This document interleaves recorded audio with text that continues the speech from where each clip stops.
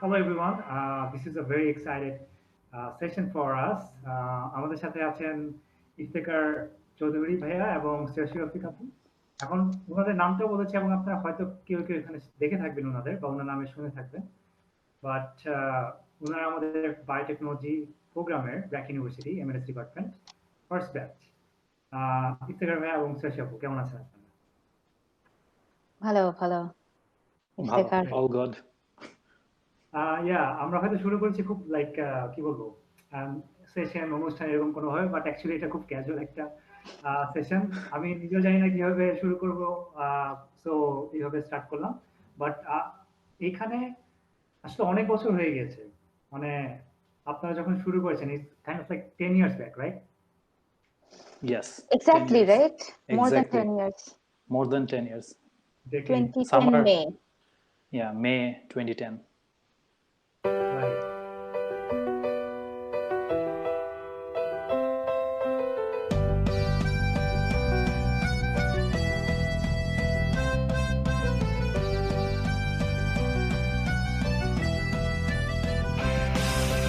তো আপনার এখানে কয়জন, মানে যদি শুরু করি হবে ব্র্যাক ইউনিভার্সিটির নতুন ক্যাম্পাসের আশা নিয়ে কারা কারা শুরু করেছিলেন, অথবা ইচ্ছা ছিল নাকি? আমাদের সময় এত আশা দেখা নাই, আমরা জানতাম আমরা এই মহাখালী ক্যাম্পাস থেকে পাস করব।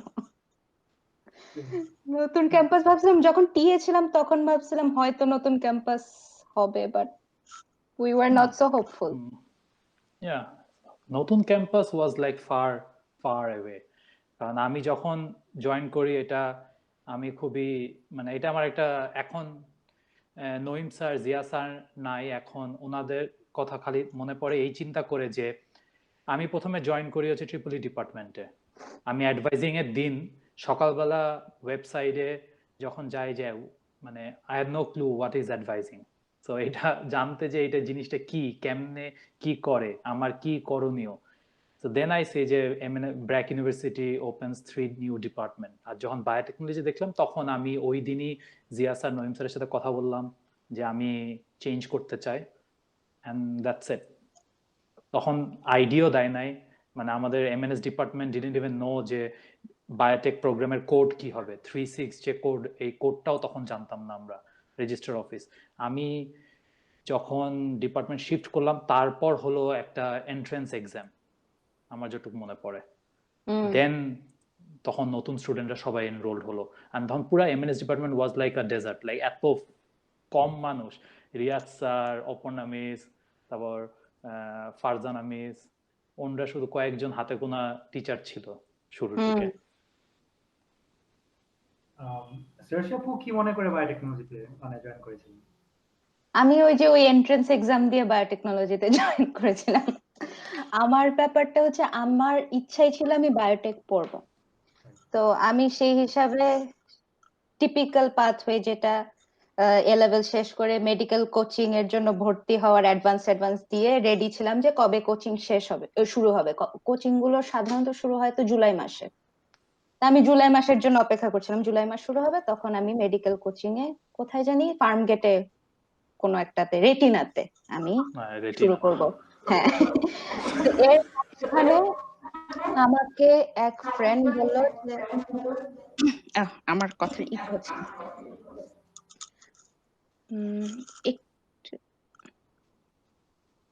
ওকে। তো এর মাঝখানে আমাকে একজন জানালো যে ব্র্যাকে নতুন বায়োটেক ডিপার্টমেন্ট খুলেছে। এটা আমাকে দুই সোর্স থেকে আসছে, একটা হচ্ছে আমার স্কুলের ফ্রেন্ড আর একটা হচ্ছে আমার বাবা। তা আমার বাবা বললো যে শুনলাম এরকম টিচার নিচ্ছে ব্র্যাকের বায়োটেকে, তার মানে ওরা নিশ্চয়ই আন্ডারগ্রেড খুলছে, তুমি একটু এটা নিয়ে রিসার্চ করো। তো তখন জানলাম সামনে এন্ট্রান্স এক্সাম হবে, আর আমার বাবা তার আগে একটা কনফারেন্স অ্যাটেন্ড করেছিলেন যেখানে নঈম স্যার ছিলেন হচ্ছে কিনোট স্পিকার। তো নঈম স্যারের স্পিচ শুনে আমার বাবা এতই ইমপ্রেসড, বলে যে না তুমি যদি ব্র্যাকে পড়তে পারো ব্র্যাকেই পড়ো, উনি অনেক ডাইনামিক মানুষ।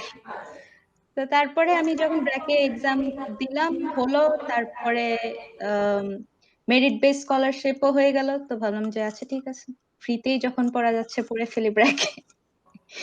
তো তখন এই এন্ট্রান্স এক্সামে আমি আর ইফা এই দুইজন আমরা বায়োটেকে অ্যাপ্লাই করছিলাম।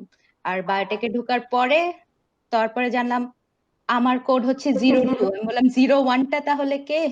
তারপরে আমাদের ইফতেখারের সাথে দেখা হলো যে আচ্ছা এটা হচ্ছে 01। গ্রেট। আমি আমি আসলে একদম সত্যি কথা বলি, এখানে যারা দেখছেন বায়োটেকে বড় ভাই বড় আপু বা লাইক সিনিয়র যাদের কাছে অ্যাপ্রোচ করতাম, এখনো জানেন যে প্রায় কিছু হলে আমি আপনাদের টেক্সট করি হয়তো, কাউকে কম কাউকে বেশি, বাট এরকম ব্যাপারটা মানে যে কোনো ইভেন আমাদের কাকে কম কাকে বেশি সালমান? ওকে বি ফ্র্যাঙ্ক, ওকে আমি ইফতেখার ভাই থেকে মনে হয় শ্রেয়সী আপুকে বেশি টেক্সট করি। আমাকে কম শ্রেয়। So yeah, okay. So like the thing is, এখানে আপনাদের যখন আমি ফার্স্ট ল্যাবে যাওয়া আসা শুরু করতাম, আপনাদের টি হিসেবে আমি পেয়েছি। এছাড়াও ল্যাবে যাওয়া আসা শুরু করার সময় দেখতাম যে ফার্স্ট আন্ডারগ্রেডের যারা থিসিস করছে, থিসিস বলতে আমি ভাবতাম যে যারা পিএইচডি লেভেলের স্টুডেন্টরা করে, মানে ইউনো একটা তখন আইডিয়া ছিল অন্যরকম। তারপর দেখলাম যে এইরকম লম্বা একটা মানুষ এরকম ওই রুম মানে প্ল্যান রুমে যাচ্ছে, like so serious and everything. So ওই টাইমে মানে খুব লাগতো, ভয় লাগতো যে আমাদেরও থিসিস করতে হবে, কি না কি করবো, পারবো তো, মানে এরকম অনেক ব্যাপার স্যাপার ছিল। তারপর মাস্টার্স স্টুডেন্টদের দেখতাম। তো ওইখান থেকে আসলে একটু একটু কথা বলা মানে বেশি শুরু হয়েছে। আই থিঙ্ক ল্যাবে থেকে আপনাদের সাথে কনভারসেশনটা বেশি শুরু হয়েছে। তাছাড়া আপনারা আমাদের ক্লাস নিতেন ল্যাবে। আর এখানে আজকের যে কনভারসেশন সেটাতে আমরা কয়েকটা কোশ্চেন হয়তো নিয়ে আসবো। তো তার আগে আমি মনে হয় নিজের পরিচয় দিইনি। আমি সালমান প্রমন, ব্র্যাক ইউনিভার্সিটি বায়োটেকের গ্রাজুয়েট এবং এখন বর্তমানে লেকচারার হিসেবে আছি। সো মিষ্টি পাইনি কিন্তু এখন। জি ভাই, আপনাদের সাথে দেখা হলো তো ইনশাআল্লাহ। সো আমি এখানেই আছি। হ্যাঁ ইনশাআল্লাহ আপু দেখা হবে। কেক মিষ্টি কিছু একটা তো খাওয়া হয়ে যাবে। সো যেটা বলতে চাচ্ছিলাম যে ইফতেখার ভাইয়ের স্টোরিটা, আমি নিজে ছিলাম অন্য একটা ডিপার্টমেন্টে এবং আমি ফিজিক্সের একটা এক্সাম দিয়ে জিয়াউদ্দিন স্যারের কাছে স্ক্রিপ্ট দেখতে যাই এবং উনি কিভাবে জানি আমাকে এমএনএস ডিপার্টমেন্টে নিয়ে আসছে, আমিও জানি না। এই স্যার, জিয়াউদ্দিন স্যার এবং ডক্টর মাহবুব হোসেন অপর নামি, মানে কারো কারো কথা, কারো কারো কমান্ড বা কারো কারো প্রেজেন্স, মানে এই সব দেখে আমি কিভাবে জানি বায়োটেকে চলে আসছি। So I really don't have that memory right now. তো হাউভার আমি আসলে ব্র্যাকের অনেকগুলো ডিপার্টমেন্টে ঘেটে ঘেটে মানে এক সেমিস্টার দুই সেমিস্টার পরে আলটিমেটলি বাইরে থেকে এসে থিত হয়েছি। তো আজকে আমরা হয়তো কিছু খুব কঠিন টাইপের, কঠিন ঠিক কোশ্চেন না, মানে কিছু ফর্মাল কোশ্চেন টাইপ করব, আপনারা যে কেউ ফ্লোরটা নিতে পারেন। তো ফার্স্ট কোশ্চেন আমি যদি শুরু করি যে প্রথমে আপনারা যখন স্টুডেন্ট ছিলেন এবং স্টুডেন্ট হিসেবে পাস করেছেন, আপনারা এখন কিন্তু খুব ভালো ভালো জায়গায় আপনারা আছেন। তো আমি যেটা এক্সপেক্ট করবো সেটা হচ্ছে আপনারা কোথায় আছেন সেটা বলে আপনারা যদি শুরু করেন আর কি কোশ্চেন অ্যান্সার গুলো। তো কোশ্চেনটা হচ্ছে ব্র্যাক ইউনিভার্সিটিতে থাকা অবস্থায় আপনাদের কোন কোন জিনিস মনে হতো যে আচ্ছা এমএনএস ডিপার্টমেন্টের বায়োটেক প্রোগ্রাম এই পার্টিকুলার অ্যাসপেক্ট গুলো কিংবা এই ফিচার গুলো যদি যুক্ত হতো কিংবা এই সুবিধাগুলো ফ্যাসিলিটিস গুলো যদি আসতো বা you are expecting that. So এই কোশ্চেনটা শুরু করবেন আপনারা এখন কোথায় কি আছে সেটা দিয়ে। যে কেউ একজন শুরু করতে পারে। ইফতেখার শুরু করো। ঠিক আছে, 001। তো আমি এখন ফিজিক্যালি আছি ফিনল্যান্ড, হেলসিঙ্কিতে। তো আমি এখানে ব্র্যাক থেকে গ্রাজুয়েট করার পর আমরা দুইজনই টিএ ছিলাম। টিএ থাকার মধ্যে আমরা সবাই বাইরে অনেক জায়গায় অ্যাপ্লাই করি। তো ইন দ্যাট ওয়ে আমি হেলসিঙ্কি, ইউনিভার্সিটি অফ হেলসিঙ্কিতে মাস্টার্স করতে জয়েন করি 2015-এ। সো ওইটার পর থেকে আমি রিসার্চ জব করতে করতে এখন আমি রিসেন্টলি ডক্টরাল স্টুডেন্ট হিসাবে institute of biotech, university of হেলসিঙ্কিতেই কাজ করছি প্রোটোমিক্স ইউনিটের আন্ডারে। তো এইটা হচ্ছে আমার আপাতত কারেন্ট স্ট্যাটাস।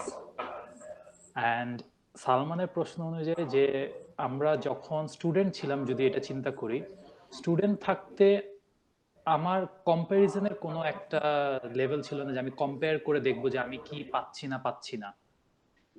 আমি এটা বলবো যে আমি অ্যাটলিস্ট আমার পয়েন্ট অফ ভিউতে আই ওয়াজ স্যাটিসফাইড এই দিক দিয়ে যে আমাদের টিচার গুলো যারা ছিলেন তাদের থেকে যা আউটপুট এসেছে, ওনাদের এফোর্ট আর ওনাদের পড়ানোর স্টাইল বলো যাই বলো, ওগুলো দিয়ে আমি স্যাটিসফাইড ছিলাম।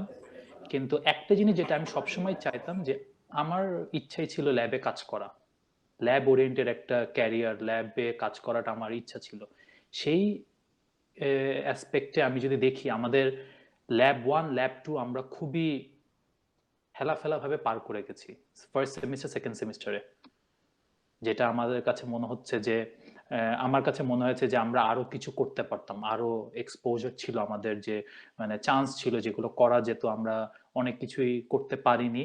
তো প্রথম maybe because we were the first batch, আমরা ছিলাম এক্সপেরিমেন্টাল ব্যাচ, কি হচ্ছে কি হচ্ছে না। আমাদেরকে যেরকম অনেকে জানে, আমরা সেকেন্ড সেমিস্টার কিন্তু টার্কে যাইনি, আমরা গেছি থার্ড সেমিস্টার, বিকজ সেকেন্ড সেমিস্টারে কোনো নতুন স্টুডেন্ট ছিল না, তো টিচাররা পড়াবে কাকে। তো ওই সব দিক দিয়ে লজিস্টিক্যাল মানে অ্যাডমিনিস্ট্রেটিভ সবকিছু দিক দিয়ে চিন্তা করলে আমার কাছে লাগে যে, আমার পয়েন্ট অফ ভিউতে যে লাগে যে ল্যাব কোর্সে আমরা অনেক পিছিয়ে আছি। এখনো বলবো আমাদের রিসার্চ যে হ্যান্ডস অন এক্সপিরিয়েন্সের দিক দিয়ে আমরা অনেক পিছিয়ে আছি। থিওরি বেশ কম জানা যাবেই, যে ইচ্ছা আছে, যার জানার কিউরিয়াসিটি আছে, সে জানতেই পারবে, আমার যতটুকু মনে হয়। That's it. শ্রেয়সী, আপনি যদি যোগ করতেন। হ্যাঁ, তো আমার কারেন্ট স্ট্যাটাস হচ্ছে আমি ইউনিভার্সিটি অফ বার্ন সুইজারল্যান্ডে পিএইচডি ক্যান্ডিডেট হিসেবে আছি ইন মাই থার্ড ইয়ার। আমরা গ্রাজুয়েট করলাম হচ্ছে 2013 এর এন্ডে, আর থিসিস জমা দিয়েছে 2014 এর বিগিনিং এ, যেহেতু তখন খুব অবরোধ চলছিল, তো আমাদের থিসিসটা একটু পিছিয়ে গেছে। তো যাই হোক, তো এরপরে ইফতেখার যা বললো, আমরা যখন টিএ ছিলাম তখন আমি অনেক কিছুর জন্য মানে অনেক জায়গায় অ্যাপ্লাই করেছি, কারণ আমাদের তো জানো যে মানে অনেক জায়গায় টোকা দিতে হয় একটা দরজা খোলার জন্য।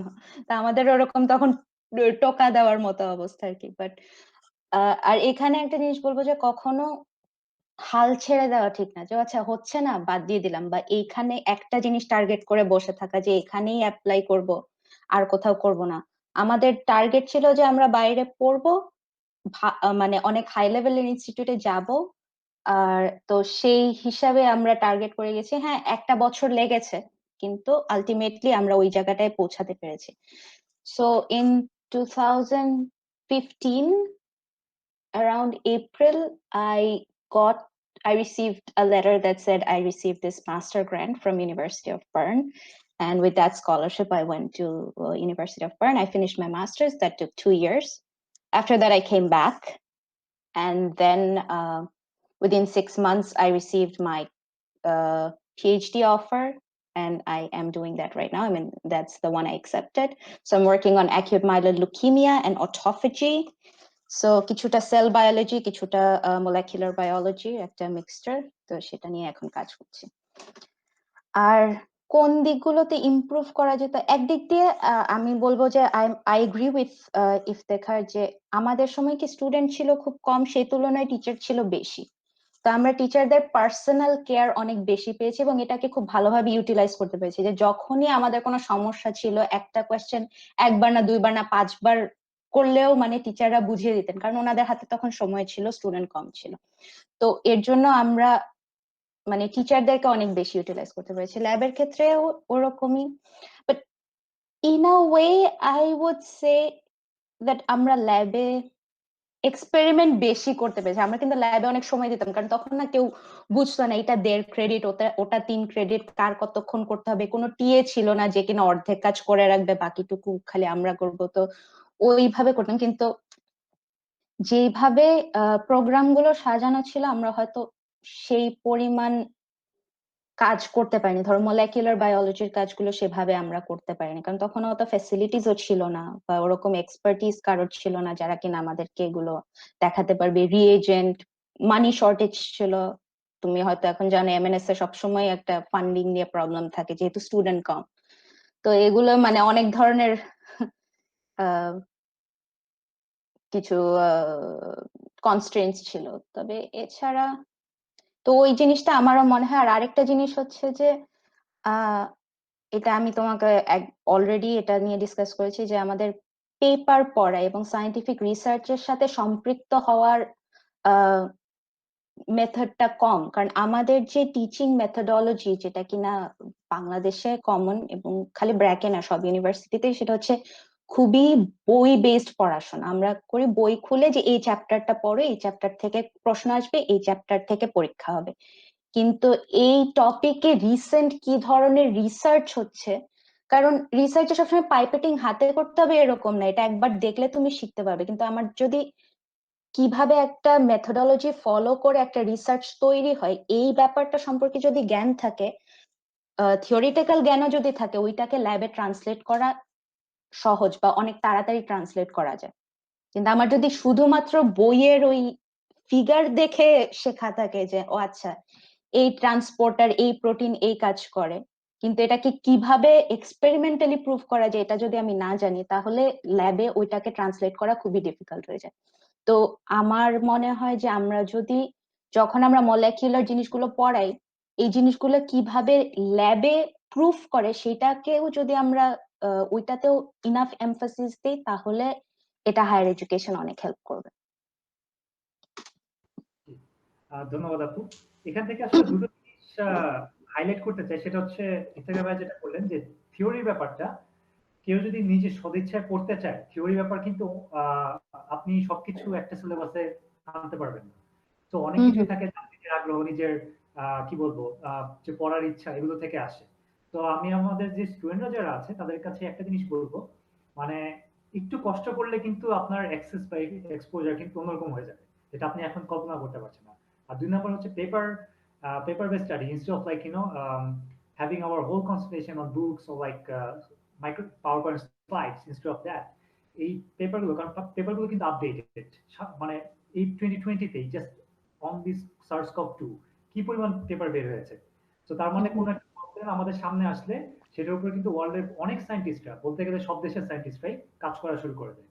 তো আপনার আপডেটেড থাকার জন্য কিন্তু এগুলোই কাজে লাগবে, বিকজ আপনি পরবর্তী যখন নিজেকে সেল করবেন তখন কিন্তু আপনার স্কিল বেশি কাজে লাগবে। কত সিজিপিএ সেটা ম্যাটার করে, বাট তারপরও আপনি স্কিল এবং নলেজ এবং হোয়াট ইউ আর লার্নিং সেটা যদি রিয়েল লাইফ প্রবলেম সলভিং এ আপনি ট্রান্সলেট না করতে পারেন, I mean that's gonna be tough for you, right? So thank you so much আপু এবং ভাই এই জিনিসগুলোকে আসলে তুলে ধরার জন্য। আমি একটা জিনিস অ্যাড করতে চাই শ্রেয়সীর এই কথাতে, যে আমাদের ক্রিটিক্যাল থিঙ্কিংটাতে ল্যাকিং আছে। এই ক্রিটিক্যাল থিঙ্কিং অ্যাবিলিটিটা হচ্ছে খুবই ইম্পর্টেন্ট। কারণ কিভাবে ট্রাবল শুট করা, কিভাবে একটা সিচুয়েশনে পড়বে একটা মানুষ, কিভাবে এটাকে কোরিলেট করবে, থিওরি প্র্যাকটিক্যাল সবকিছু দিক দিয়ে। Not everyday is so easy যে তুমি ট্রান্সফেকশন করবো আমার সব হয়ে গেছে, there will be some drawbacks এরকম। তো ক্রিটিক্যাল থিঙ্কিং জিনিসটা খুবই ইম্পর্টেন্ট আমার কাছে মনে হয়, যেটা আমাদেরকে বুকিশ থেকে বের হয়ে এসে আমাদেরকে এই পেপার পড়া, ইভেন 2 years ওল্ড পেপারকে বলা হয় ওল্ড ডেটা, যেখানে আমরা 80s 90s এর পেপার মানুষ ফলো করে অনেক জায়গায়। তো 2 years ওল্ড পেপার বলে যে এটা তো অনেক। আমার এখানকার টিচারে তো বলতো যে আমি খুবই সরি যে এইটা পেপার আমি এই টপিকে একটু পুরান পেপার দিচ্ছি, দেখি 2 years ওল্ড পেপারটাকেও প্রেফার করছে পুরান পেপার। বলে যে 2 বছরের মধ্যে, and there is always a race against publication. আমরাই তো যে কোভিড নিয়ে যে পেপার বানাচ্ছি, আমাদেরকে ডেডলাইন হচ্ছে আমরা বাই জানুয়ারি যদি না সাবমিট করতে পারি, there is already 4 or 5 groups who are running behind us, যে তারা আগে করে দিলে পুরা লস ফান্ডিংটা, আমরা পারবো না কন্টিনিউ করতে। আর ইন্টারন্যাশনাল কমিউনিটিতে কিন্তু স্কুপিং অনেক বেশি হয়, যে তুমি একটা কনফারেন্সে গেলা, তোমার প্রিলিমিনারি ডেটা দেখালা যে ইটস এক্সাইটিং, বড় একটা ল্যাবে প্রচুর পোস্টডক প্রচুর তারা তোমার এই আইডিয়াটা নিয়ে দেখা গেল 1.5 বছরের মধ্যে পাবলিশ করে ফেললো, তোমার পুরো পিএইচডি প্রজেক্ট ওখানেই শেষ। এক্স্যাক্টলি। তো এই ফান্ডিং যারা আমরা বায়োলজিতে আছি, তবে একটা খুশির খবর কিনা আমি জানি না, আমাদের বায়োলজি প্রোগ্রাম মানে life science program, microbiology biotechnology, এখান থেকে কিন্তু বেশিরভাগ স্টুডেন্টই আপনার আন্ডারগ্রেড করার পর কিংবা মাস্টার্স করার পর দেশের বাইরে ভালো স্কলারশিপ কিংবা ভালো কোনো ইউনিভার্সিটিতে কিন্তু চলে যাচ্ছে। তো ব্র্যাক কিন্তু স্পেশালি আমাদের MNS department, life science department, sorry program, আমরা কিন্তু খুব পিছিয়ে নেই, মানে স্টুডেন্ট কোয়ালিটি, মানে কিছু কিছু ব্যাপার আছে কি দেশের এক্সপোজারে আমরা একরকম স্টুডেন্ট একটা ভার্সন দেখি, কিন্তু বাইরে চলে যাওয়ার পর কিন্তু ভার্সনটা অন্যরকম হয়ে যায়। নিজে মানে স্টুডেন্টরাও কিন্তু অনেক নিজের জানতো না যে he or she was capable of doing this sort of things. So I believe আপনারা যারা দেখবেন প্রোগ্রাম ঠিক বলবো না, ভিডিওটি। সো এখানে অনেকে আছেন বিওবিজিএন এ আমরা অ্যালামনাই, বাট বর্তমানে স্টুডেন্ট সংখ্যা কিন্তু অনেক বেশি। যেমন আমার নিজের সময় ছিল 3 জন মাত্র biotech intact in that year. তো আর আপনাদের সময় ছিল 2 জন 3 জন, বাট পরবর্তীতে 2 জন হয়ে গেছে। তো এরকম 2-3 জন থেকে আস্তে আস্তে এখন কিন্তু সংখ্যাটা অনেক বেশি। একটা ক্লাসে দেখা যায় যে আমরা মানে সেকশনে 40 জন এসে যায় 30 জন চলে আসে একটা ক্লাসে। সো মানে দিস ইজ গোয়িং গ্রেট। এবং অনেক প্রাইভেট পাবলিক ইউনিভার্সিটির যে ইস্যুটা যদি আমরা ধরি, সেক্ষেত্রেও কিন্তু আমি বলবো বাংলাদেশে লাইফ সায়েন্স ডিপার্টমেন্ট হিসেবে ব্র্যাকের স্পেশালি আমাদের যে বায়োটেক এবং মানে মাইক্রোবায়োলজি যারা আছে তারা কিন্তু অনেক ভালো ভালো অবদান রাখছে। এটা কেন এই কথাটা উঠিয়ে আনছি, কারণ আমি আসলে বাইরে এখনো যাওয়া হয়নি মানে পড়ার জন্য, কিন্তু বাংলাদেশে থাকা অবস্থায় আমি বেশ মানে বলতে গেলে বাংলাদেশে যতগুলো biology life science base organization আছে আমি মোটামুটি কোনো না কোনো মানে কোনোটা কোনোর সাথে আছি। মানে আমি জানি না এটাকে কিভাবে দেখবেন, বাট তারপরও মানে আমার এনথুজিয়াজম থেকে বড় কথা হচ্ছে যে আমি নিজে শিখতে চাই ওদের কাছ থেকে, এই কারণে হয়তো আছি। এবং যতগুলো প্রতিযোগিতা হয় সেটা মানে ন্যাশনাল ও ইন্টারন্যাশনাল, কোনো না কোনো ভাবে ব্র্যাকের আমাদের ভালো ভালো পজিশন কিন্তু পায় প্রত্যেক বছরই এবং প্রত্যেকটা সেশনে। So be like feel good about it. আপনারা যারা আছেন আপনাদের নিয়ে আমাদের অনেক মানে আগ্রহ, এবং আপনাদের কাজকর্ম নিয়ে আমাদের সত্যি কথা বলতে কি we are getting inspired from you guys, যারা নতুন যারা আছেন। You are like really smart. So এখন পরবর্তী যেখানে যাব, ট্রাস্ট মি আপু, মানে ফ্রেশাররা, আমি তো বিটি 1-1 এর ক্লাস নিই এখন। মানে আমরা ওদেরকে আমি জাস্ট টেস্ট করার জন্য আমাদের সায়েন্টিফিক পোস্টার যেটা আমরা 4th ইয়ারে বা 3rd ইয়ারে রিমেম্বার নেম স্যার ধরে নিয়ে ইফতেখার ভাই তো মনে ছিলেন ওয়েস্টার্ন একটা পোস্টার প্রেজেন্টেশনে পাঠিয়ে দিয়েছিল। সো ওইটা ছিল আমার first time scientific poster presentation. কিছু জানিও না, আমি একটা এমনি পোস্টার বানায় রাখছি। সায়েন্টিফিক পোস্টার কিন্তু ধার কাছে হয়নি, বাট আমি জাস্ট টেস্ট করার জন্য আমার বিটি 1-1 এর ফ্রেশারদের দিলাম করতে। Absolutely amazing. ওরা লিটারালি মানে কোনো ওদের ট্রেনিং নিয়ে কিছু বলি নেই, ওরা মানে খুব সুন্দর সুন্দর সায়েন্টিফিক পোস্টার একেবারে আপনার ইন্টারন্যাশনাল ইয়েতে দেওয়ার মতো, কনফারেন্সে দেওয়ার মতো পোস্টার তারা বানিয়েছে। এবং ওদেরকে একেবারে বুকিশ কোনো ওদের ইয়ে থেকেও দেওয়া হয়নি, মানে like you know Neuralink, Elon Musk এই টাইপ থেকে শুরু করে বায়োমেডিক্যাল, বায়োপ্রিন্টিং, মানে এই টাইপের জিনিসপত্র they did fantastic job. So এই জন্য আমি বলছি যে এই generation they are really smart, right? So এখন সেকেন্ডে আমি যেটা যাব সেই কোশ্চেনটা হচ্ছে আমরা বায়োটেকনোলজি যখন পড়তে আসি, এটা এখন অনেক চেঞ্জ হয়ে গেছে, বাট অ্যাটলিস্ট আমি আমার নিজের কথা যদি বলি, বায়োটেকনোলজি বলতে জৈব প্রযুক্তি, মলিকুলার বায়োলজি, তারপর হচ্ছে জেনেটিক ইঞ্জিনিয়ারিং, এটা মানে এই কয়েকটা জিনিসের মধ্যে একটা আবদ্ধ ছিল। আমি কিন্তু এতটা এক্সপোজ ছিলাম না। একা তো আমি আসছি গ্রামের থেকে, অনেক কিছু জানি না, কথা বলতে পারতাম না। তারপর আবার এই বায়োটেকনোলজি যে জিনিসগুলো তখন ইন্টারনেট বা এখন যেরকম এক্সপোজার বা বিভিন্ন চ্যানেল যেভাবে হয় তখন কিন্তু এতটা ছিল না, আপনাদের সময় হচ্ছে। তো সো এই কারণে দেখা যেত যে কয়েকটা স্পেসিফিক ফিল্ডকে মনে করতাম এটাই নিশ্চয়ই বায়োটেকনোলজি। আর যতই দিন যায় ততই কিন্তু বুঝতে পেরেছি আসলে বায়োটেকনোলজি ইজ এ সাবজেক্ট যেটা আসলে বায়োলজি থেকে অন্য জিনিসগুলো হয়তো বেশি। আমরা জানি না এটা আপনারা কতটুকু এগ্রি করেন, কারণ এখন যেমন কম্পিউটার সায়েন্স মানে বায়োটেকনোলজির সাথে এটা এত ওতপ্রোতভাবে জড়িত। মানে মানে যারা এখন বায়োটেকনোলজি রিসার্চ করে তাদের কোনো না কোনো ভাবে স্ট্যাটিস্টিক্স, ম্যাথমেটিক্স, সায়েন্স দিয়ে যেতে হবে কোনো একটা ভালো পাবলিকেশনের জন্য হোক, বা কেমিস্ট্রি, ইলেকট্রনিক্স, মানে অনেক চলে আসছে কিন্তু জিনিসগুলো। যত দিন যাচ্ছে তত এগুলোর মানে ইন্টিগ্রেটেড ফিল্ডটা আরো বাড়ছে। সবকিছুতে বায়ো লাগাই দিচ্ছে, বায়োফিজিক্স, বায়োমেডিক্যাল ইঞ্জিনিয়ারিং।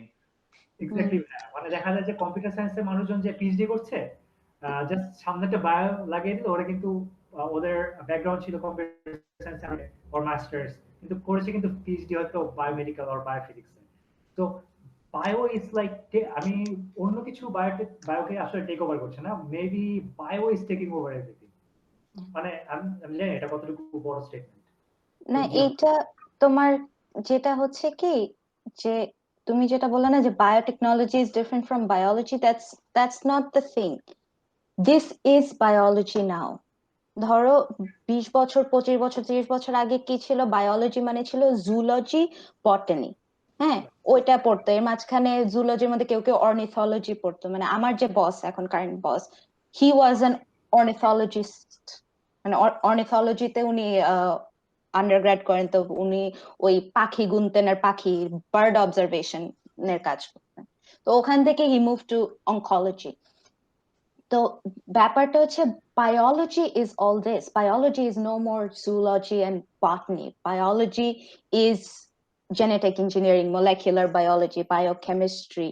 Biologyর আন্ডারে সবকিছু পড়ে, আবার এখন তো intersectionality is very important, তো সবকিছুর মধ্যেই মানে it's a big network of knowledge basically.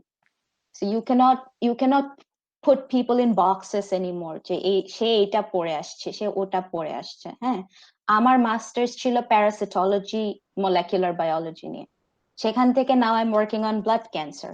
কেউ কেউ আছে বলবে যে আচ্ছা তুমি তো প্যারাসিটোলজি পড়েছো, তুমি তো এটা বুঝবে না, তুমি তো ক্যান্সার জানো না। But now everything is so related to each other and the network is so big, তুমি যদি একটা জিনিসের কোর বুঝো তাহলে তুমি আরেকটা জিনিসের মধ্যেও জাম্প করতে পারবে খুব easily. it's a pretty seamless process. Right. So এই জিনিসগুলো আমাদের যে আন্ডারগ্রেড স্টাডি ডিজাইনটা আছে, এই স্টাডি ডিজাইনে স্টুডেন্টদেরকে আপনাদের মানে এই ব্যাপারগুলোর ব্যাপারে ওয়াকিবহাল করতে, কিংবা like to let them know that you can explore not only this specific sites, but also you can like incorporate your knowledge, or you can expose yourself, you can train, you can learn. এই জিনিসগুলোর জন্য ওনাদের জন্য কি আলাদা কোনো course run করা দরকার আছে নাকি প্রত্যেকটা কোর্সে ফ্যাকাল্টির নিজ দায়িত্বে ওদেরকে এই ব্যাপারে জানাবে, অথবা BT 101 কিংবা এরকম ইন্ট্রোডাক্টরি কোর্সগুলো এগুলোর মধ্যে তাদেরকে জানানো উচিত? যারা নিজে নিজে শিখছে তারা তো নিজে নিজে শিখছেই। So what do you think about this? Do we necessarily incorporate this sort of course, or like special class, anything, maybe course না হোক, হয়তো একটা ক্লাসের মধ্যে তাদেরকে জানালো যে আপনারা শুধু এইগুলোই না, বাকি এইসবের মধ্যে আপনি এক্সপ্লোর করতে পারেন, এবং এটার জন্য যে কোর্স নিতে হবে। ফর এক্সাম্পল অনেক আপনারা যারা ইসিএ ক্রেডিট কিংবা ওই ক্রেডিট সিস্টেম গুলোতে ইয়েতে ছিল, তো অনেক জায়গায় আমি দেখেছি যে অ্যাপ্লাই করার সময় বলে যে 30 ক্রেডিট ইসিএ ক্রেডিট থাকতে হবে ক্যালকুলাসে, ম্যাথমেটিক্সে 30 থাকতে হবে, 60 থাকতে হবে ইয়েতে বায়োকেমিস্ট্রিতে, আর কিছু একটা এরকম ফিজিক্সে। তো তখন দেখা যায় যে আমাদের যে কারিকুলাম সেটার মধ্যে কিন্তু এতগুলো ক্রেডিট হয়তো সবসময় বায়োকেমিস্ট্রি, হয়তো বায়োকেমিস্ট্রি থাকে কিন্তু ম্যাথস কিন্তু থাকে না, বা অন্যান্য হয়তো ফিজিক্স থাকে না, তো স্টুডেন্টরাও সিওডি হিসেবে অনেক সময় নিতে পারে না। তো ডু ইউ থিঙ্ক যে একটা দুটো পর্যায়ে থাকে, একটা হচ্ছে অথরিটি এবং টিচার যারা কারিকুলামের উপর কাজ করছেন, ওনাদের কি একটা নতুন একটা মানে চিন্তাধারার মধ্যে আসা উচিত যে স্টুডেন্টদেরকে আমরা এই লিবার্টিটুকু দিব এই কোর্সগুলো যাতে তারা নিতে পারে, অথবা আমরা এমন কিছু কোর্সই ডিজাইন করবো যাতে অ্যাটলিস্ট ওরা জিনিসগুলো কভার করতে পারে? What do you think? Anyone, হ্যাঁ প্লিজ। আচ্ছা, আমার ধারণা যেটা, যে ব্র্যাকে কিন্তু নেয়ার সুযোগ নেই সেটা না, কিন্তু অনেকে মনে হয় এটা মনে করে যে একটা ডিপার্টমেন্টের বাইরে একটা কোর্স নিব, সেটা তো আমার মেজরের কাজে আসতেছে না, অথচ এটার জন্য আবার আমি জানি না এখন ব্র্যাকেট টিউশন ফি কত, 16,000 20,000 whatever একটা কোর্সের জন্য পে করতে হবে। এই রিস্কটা অনেকে নিতে চায় না, কারণ তারা মনে করে এটা তো আমার কাজে আসবে না। তো প্রথমে যেটা লাগে সেটা হচ্ছে এক ধরনের একজন ইন্সপায়ারিং ফিগার, যে কিনা বলতে পারবে যে হ্যাঁ আমি তো এটা নিয়েছিলাম, আমার অনেক হেল্প হয়েছে, বা আমি এই ধরনের বিভিন্ন টাইপের পড়াশোনা করেছি, এটার থেকে আমি অনেকভাবে উপকৃত হয়েছি। এটা যদি কেউ না বলে, স্টুডেন্টরা তো আসলে বুঝবে না। তো এটা ইন আ ওয়ে টিচারদেরও দায়িত্ব যে তাদেরকে ইন্সপায়ার করা। আমি আর ইফতেখার যখন সিএসসি 110 নিয়েছি, তখনই আমাদেরকে কত যে সিএসসি 110 নিয়ে কি করবা, 101 নাও, তোমাদের তো 101 নিলেই হবে। কিন্তু আমাদের যে একটা হ্যাঁ ইন্টারেস্ট আছে যে না আমরা একটু হায়ার লেভেল, আমরা একটু ইন্ট্রোডাকশন টু প্রোগ্রামিং শিখতে চাই, এটা মানে শেষ পর্যন্ত যে স্যার এটা বায়ো ইনফরমেটিক্স এর প্রিরিকুইজিট, আমরা নেই, মানে এভাবে করে জোর করে নেওয়া লাগছে। তো এটা হচ্ছে সমস্যা, যে আমরা খুব মেজর এবং ডিগ্রি কেন্দ্রিক, যে এইটা লাগবে ডিগ্রি পাওয়ার জন্য, এইটাই করে, এর বাইরে শিখার কি আছে, এটা শিখে কোনো লাভ নেই। তো স্টুডেন্টদেরকে ওইভাবে ইন্সপায়ার করাটা টিচারদেরই দায়িত্ব, যে এই কোর্সগুলো নিলে তাদের হেল্প হবে বা ফিউচারে কাজে লাগবে, এবং সবাই যে একই ধরনের রিসার্চ করবে না এটাও বুঝাতে হবে। যে রিসার্চে খালি একটাই ইয়ে না যে ল্যাবে বসে থাকতে হবে আর পাইপিটিং করতে হবে, বা মাইক্রোবায়োলজি মানে এই না যে স্প্রেড Streaking প্লেটিং করতে আর হবে শুধু। স্ট্রিকিং করতে হবে, অনেক ধরনের কাজ আছে এখন দুনিয়াতে এবং অনেক মাইক্রোবায়োলজি, ধরনের জেনেটিক্স মাইক্রোব আছে। হুম হুম মাইক্রোবায়োলজিরই তো জেনেটিক্স থেকে শুরু করে সবকিছু আছে। হ্যাঁ সেম আমি প্রোটিওম শ্রেয়সীর কথাটাই তেই যা বলছি যে আমার কাছে মনে হয় যে আমি যখন একটা ফ্রেশার মানে আমি যখন ফ্রেশার ছিলাম তখন আমার আইডিয়া যা ছিল biotechnology, genetic engineering, molecular scissors, কাটো, জয়েন করো, জিন ঢুকাও, হয়ে গেল। হুম হুম এখন এখন যে ভাস্ট এরিয়া অফ ইন্টারেস্ট আছে, বায়োফিজিক্স বলো, বায়োমেডিক্যাল, বায়োইনফরমেটিক্স, এগুলো যে স্টুডেন্টদেরকে তো জানতে হবে। ফ্রেশার যে একটা যে আসবে, আমরা তো জানি না যে তার মানে আমরা ধরেছি তার নলেজ জিরো থেকে শুরু যদি করি, তাকে তো সেই এক্সপোজার অথবা তাকে সেই রিকোয়ার্ড নলেজ জানতে হবে যে কি কি ফিল্ড আছে। সো সেই ক্ষেত্রে আমি বলবো যে একটা স্টুডেন্ট কাউন্সিলর থাকা উচিত যে অ্যাডভাইস করবে these are the possible outcomes, অথবা বিটি 101, বিসিএইচ 101 এগুলোর এন্ডে বেশিরভাগ বিদেশে কোর্সগুলোতে থাকে পসিবল লাইন অফ ইন্টারেস্ট, যে রিসার্চ ইন্টারেস্ট যে থাকে সেগুলোর উপর একটা লেকচার থাকে, কি কি কি টাইপের রিসার্চ হয়ে থাকে। এখান ইনস্টিটিউটগুলো কি করে তাদেরই রিসার্চ গ্রুপদেরকে আইদার ইন্ট্রোডিউস করে, না হলে তাদের রিসার্চ গ্রুপের উপর একটা রিসার্চ ইন্টারেস্টের একটা স্লাইড থাকে যে এই লাইনে এইভাবে মানুষ রিসার্চ করছে। সো টিচারের দায়িত্ব আমার কাছে মনে হয় যে তার উচিত যে হট টপিকস অথবা মেইন ট্রেন্ডিং যে রিসার্চ ইন্টারেস্টগুলো সেগুলোকে অ্যাটলিস্ট কিওয়ার্ডস অথবা ইন্ট্রোডাকশন টাইপের কিছু স্টুডেন্টদেরকে এক্সপোজ করা, যে তারা বলবে যে এগুলো এগুলো আছে।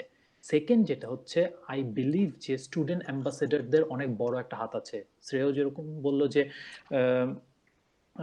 রোল মডেল অথবা যে বলবে যে আমি এরকম করেছি, স্টুডেন্ট অ্যাম্বাসেডার যদি থাকে previous third year fourth year এরকম যদি কোনো স্টুডেন্ট থাকে, তারা বলতে পারবে যে আমরা কি কি কোর্স নিয়েছি, তারা বলবে যে আমরা এই লাইনে করছি, আমার ইন্টারেস্ট আছে। এরকম যদি কোনো একটা প্ল্যানিং করা হয় যেটা দিয়ে স্টুডেন্টরা ইন্সপায়ার্ড হবে অথবা আইডিয়া পাবে, ফ্রেশ আইডিয়া পাবে। কারণ শুরুর দিকে কিন্তু আমরা পুরাই আটকা থাকি যে কোর্সে যা যা আছে, টিচার যা বলবে, অ্যাডভাইজার যা বলবে, আমরা কিন্তু তাই ফলো করি। অ্যাডভাইজারদেরকেও তো বলতে হবে যে দেয়ার আর অপশনস, যে you can choose this and this and this and then this can lead you to bioinformatics or something. আর আমরা তো জানিও না কি হবে। আমি নিজেই তো জানতাম না অনেক কিছু, যেগুলো আমি এখানে এসে জানতে পারছি যে আচ্ছা এগুলো এখন যেরকম আমি জানতে পারছি। আমার কাছে মনে হচ্ছে in the next 5 years there will be no such thing as pure wet lab skills. There will be always computational biology prerequisite থাকবেই। পিওর ওয়েট ল্যাব স্কিলস দিয়ে কেউ চাকরি পাবে না, এটা আমার ধারণা যে 5 বছরে this is gonna be the future. যদি আমি বলি যে I am afraid of programming, I cannot do these things. I need to know something. Linux হোক, আর প্রোগ্রামিং হোক, বায়োস্ট্যাটিস্টিক্স হোক, যে কোনো কিছু অ্যানালিসিসে কিছু না কিছু তো লাগবে। So student advisor, student counsellor অথবা অ্যাম্বাসেডার, সামওয়ান, যে অথবা তুমি যে কাজ করছো, যে তুমি এখন আমাদেরকে দিয়ে যে একটা ভিডিও করছো যেখানে নতুন স্টুডেন্টরা শুনবে, জানবে, এরকমই তো যে অ্যালামনাইরা যদি কোনো একটা ইন্টারেক্টিভ সেশন হয়, whoever it is, if someone is visiting Bangladesh for example, তাকে যদি ডাকা হয়, যদি হয়, এখন তো কোভিড, এর আগে অন্য সময় যদি কেউ ভিজিট হয়, কাউকে বলা হয়, এইভাবে তো নেটওয়ার্কিং হয়। অ্যালামনাইরাই তো তাদের নিজেদের ইনস্টিটিউটকে এনরিচ করে, তারা এসে টক দেয়। এই যে লিনাক্স হয়েছে, Linux was founded in University of Helsinki. He has a hall named after him এখানে। সো সে যখন আসে, তার কো-ফাউন্ডার আসে, they come and give a speech, they inspire the new generations. So এরকম করে নতুন নতুন পসিবিলিটি, তারা কি করছে, শ্রেয়সী যেরকম তার রিসার্চ নিয়ে কথা বলতে পারে যে আমি মাস্টার্স এই করেছি, এইটা করেছি, ওদের they will be open to new worlds, যে এখানে এইগুলোও করা যায়। আর নাথিং ইজ লিমিটেশন, যে তোমার আমি এইটা করেছি সো আমি এটা ছাড়া অন্য ফিল্ডে যেতে পারবো না, এটা একটা ফালতু কথা। যে মানে তুমি এই লাইনে করেছো, এই লাইন থেকে you have to have the push to learn new things, then only and you the can do this thing, confidence and that the you can confidence do that it. you can do it, motivation and confidence. আমার বস বলছে তুমি তো প্রোটিমিক্স নিয়ে কোনোদিন কাজ করো নাই, math পেক তো তুমি হ্যান্ডেল করতে পারবো না। আমি কোনো অসুবিধা নেই, I can learn it, I am a quick learner. সে বলছে ওকে ফাইন। সে 1 সপ্তাহের মধ্যে সে আমাকে সব স্যাম্পল ট্যাম্পল দিয়ে দেয়, বলছে ঠিক আছে এখন করো। না, আমাকেও যখন আমি পিএইচডি ইন্টারভিউ দিয়েছি তখন বলছে যে তুমি তো প্যারাসিটোলজি নিয়ে কাজ করেছো, তো তো এত বড় শিফট কেন করছো? And I was like, I have experience in molecular technologies. I know molecular work. And a western blot is a western blot. আমি trypanosomaতেই western blot করি, আর আমি ক্যান্সার সেল নিয়ে western blot করি. I know how to interpret it. I know when to use it. That's the most important thing. তো নিজের skill গুলোকে কিভাবে sell করতে হয়. And coming back to another point যেটা ইফতেখার বললো, যে ইয়ের পরে যে একটা স্লাইড, হ্যাঁ, যে কি কি ধরনের রিসার্চ আছে, পাশাপাশি ধরো আমরা যখন কোর্স গুলো নেই, যে ধরো অ্যাডভান্স মলিকুলার বায়োলজি আর microbial biotechnology, at the end একটা লেকচার যদি আমি শুধুমাত্র এটাতে ফোকাস করি যে এখন কোন কোন গ্রুপ গুলো ওয়ার্ল্ডে ওয়েল নোন, কোন গ্রুপ, ধরো আমি অটোফেজি নিয়ে কাজ করি, আমি জানি যে ওয়ার্ল্ডে কোন কোন গ্রুপ গুলো অটোফেজি নিয়ে কাজ করে, কারা এই প্রসেস গুলো আবিষ্কার করেছিল, এবং তাদের রিসার্চ নিয়ে একটা discussion. You can even go on their website and just look at the research page, যে দেখো ওরা এই ধরনের কাজ করে, ওরা এই টেকনিক গুলো ইউজ করে, এগুলো করে তারা, তখন কি একটা আইডিয়াও আসবে, প্লাস এইসব স্টুডেন্টরা যখন বাইরে বা বিভিন্ন পিএইচডি পজিশনের জন্য অ্যাপ্লাই করবে, they will understand how to cite somebody's research to make them interested, যে ও আমি তোমার রিসার্চ নিয়ে পড়াশোনা করেছি, তার মানে হচ্ছে যে আমার সত্যিকার ভাবে ইন্টারেস্ট আছে তোমার গ্রুপে পিএইচডি করার, not like a mass email যে আমার এত জিপিএ, আমি এটা করে, আমি এটা পারি, প্লিজ আমাকে একটা পজিশন দেন। But why are you interested in that particular group? That's the most important part. So if we are already familiar with these kind of research groups, then we can approach them better. But যারা কিনা related relevant কাজ করে তাদের কাছেও এই ধরনের approach গুলো করতে পারি, যে ও আচ্ছা আমি জানি ওয়ার্ল্ড ওয়াইড কি ধরনের রিসার্চ হয়।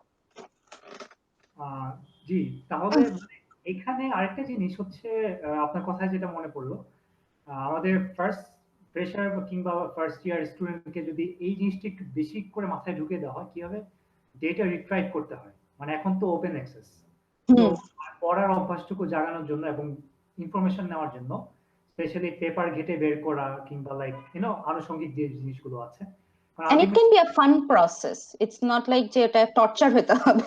রাইট। সো এটা কিন্তু টিচারদের একটা দায়িত্ব, যে ওদেরকে এক্স্যাক্টলি, এটা টিচারদের। রাইট, আমি ঠিক বাধ্য করার কথাটা বলবো না, বলবো যে মোটিভেট, কিভাবে তারা নিজেরাই যখন জানবে যে আচ্ছা আমি একটা প্রবলেমে পড়ছি, এটাকে সলভ করার জন্য আমার এই ডেটাগুলো লাগবে, তারা কারা এটার উপর কাজ করেছে, অফকোর্স সে তো নিজে থেকে বানাতে পারবে না, এইগুলো সে খুঁজে বের করবে, তখন ওই ডেটা ব্যবহার করে তখন যখন সে এটা সলিউশন করার অ্যাপ্রোচটা নিবে, তখন তো নিজেরই ভালো লাগার কথা, I am a kind of like scientist myself, ওই রকম টাইপের, রাইট। সো আই থিংক এই জিনিসটা আমরা মানে রেকর্ডে রাখতে পারি। আরেকটা ব্যাপার, যেহেতু ইফতেখার ভাই কথাটা তুললেনি, আমি আসলে এটা সবার শেষে ছিল আমার, সেটা হচ্ছে addition of higher education counsellor from department or third party collaboration for documentation process, timeline suggestion, career projection. ভাইয়া কিন্তু অলরেডি আপু আমাকে আগেও বলেছেন, আজকেও তুলে নিয়ে আসতেন।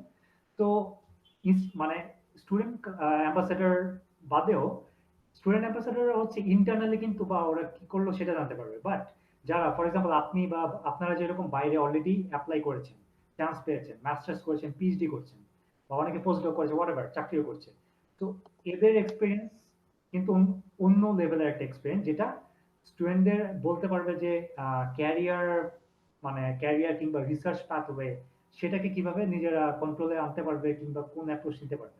কিন্তু অ্যাম্বাসাডারদের একটা কাজ একটা লেভেল পর্যন্ত, বাট এরকম যারা অ্যালামনাই আছে কিংবা লাইক সেটা থার্ড পার্টি হতে পারে, নট নেসেসারি অ্যালামনাই, ধরেন নাই কথার কথা, কোনো ইউনিভার্সিটি যদি কাউকে কাউন্সিলর হিসেবে রাখে, ফর এক্সাম্পল এইচআর বা লাইক আমাদের সাইকোলজিক্যাল কাউন্সিলর রাখে না, সেরকম যদি একটা ক্যারিয়ার কাউন্সিলর রাখে specially for this kind of life science research subjects, যারা বলে দিবে যে আপনারা এইভাবে যদি কোর্সগুলো নেন, এই কোর্সগুলো নেন, তাহলে এইভাবে যদি পেপার করেন বা এই লাইনে যান, তাহলে আপনি স্পেসিফিক লাইনগুলোতে যেতে পারবেন।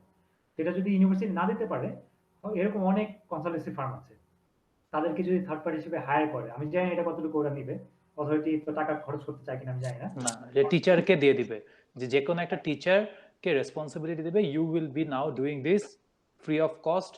তখন ওই টিচার ভাববে যে আমি তো টিচিং করছি, 5টা কোর্স নিচ্ছি, আমি কেন এক্সট্রা এফোর্ট নিব। আর আমি বলবো যে একটা অ্যালামনাইকে দেওয়া উচিত। বার্ডেন মনে করবে। সো এটা যদি একটা একটা অ্যালামনাইকে দেওয়া হয় তাহলে তাদের একটা সফট কর্নার থাকবে towards their institute rather than a third party who is going to think it as a commercial approach. তো এখানে আমাদের একটা জিনিস আমি আচ্ছা বলতে বারবার ভুলে যাই, সেটা হচ্ছে BUBGN BRAC university biotech graduate network, এই নামটা কিন্তু সিরিয়াসলি পড়তে হবে। তো বেসিক্যালি ঘটনা কি হচ্ছে, আমি বেশ কয়েকটা নাম তৈরি করেছি রেগুলার নামগুলো, যেগুলো আপনার ব্র্যাক ইউনিভার্সিটি অ্যালামনে, বায়োটেকনোলজি অ্যালামনে অ্যাসোসিয়েশন, বিভিন্ন পারমুটেশন কম্বিনেশন করেছি, নামগুলো বাবু বা এমন এমন নাম আছে, আপনি দেখলে বুঝবেন। সো তো হ্যাঁ, বাবু, বুবার, বাবা। এরকম আসছিল। তো আই ওয়াজ আস্কিং শিয়াজি আপু যে আচ্ছা কি করা যায় এরকম। তখন উনি এই নামটা দিয়েছেন। তো থ্যাংক ইউ সো মাচ আপু এটার জন্য। আমি নো ওয়ারিজ। I তুমি was এক্সট্রা waiting মিষ্টি পাবা শ্রেয়সী।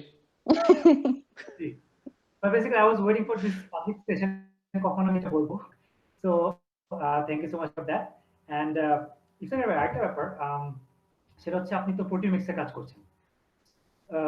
সো আপনার কম্পিটিশনাল পার্ট আই হোপ অনেকটুকু থাকে, সিমুলেশনের পার্ট, ইন্টারাকশনের পার্ট, ডেটা ভিজুয়ালাইজেশন। আমি জানি না, আমি প্রোটিওমিক্সের মানুষ না, সো বাট আমি জাস্ট ধারণা করছি আর কি, mass spec, lot of mass spec data. So আমাদের ল্যাবে 2-3 জন শুধু পিওর বায়োইনফরমেটিক্সে আছে যারা পিএইচডি করছে, পোস্টডকও।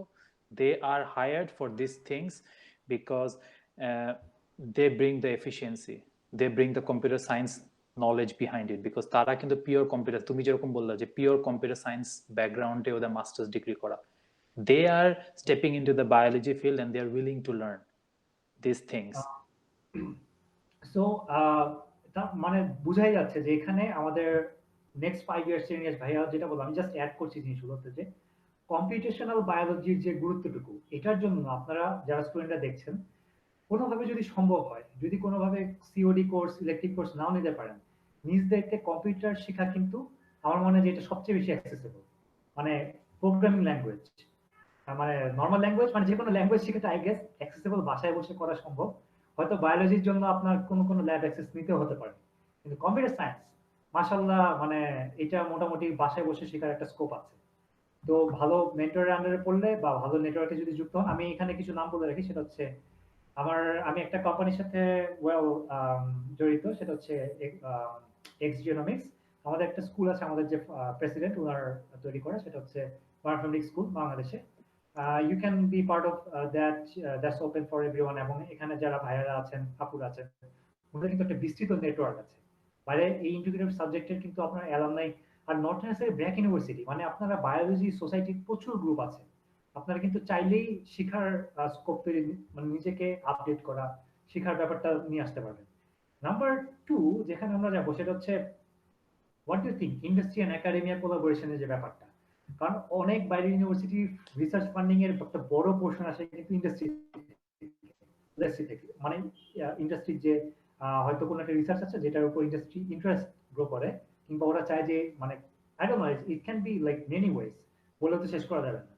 তো আমাদের কি কোনোভাবে আমাদের যে থিসিস গুলো আছে বা রিসার্চ প্রজেক্ট গুলো আছে, আমাদের প্রফেসররা, আমাদের যে রিসার্চাররা, ওরা কি কোনোভাবে কোনো ইন্ডাস্ট্রির সাথে কোলাবোরেশনে আরেকটু জোর দিতে পারেন? আমি জানি অনেকেই চান, কিন্তু জোরটা কি আরেকটু বেশি দেওয়া যায়? কারণ দেখা যাবে যে হয়তো একটা স্পেসিফিক প্রোডাক্টের একটা ছোট পার্ট।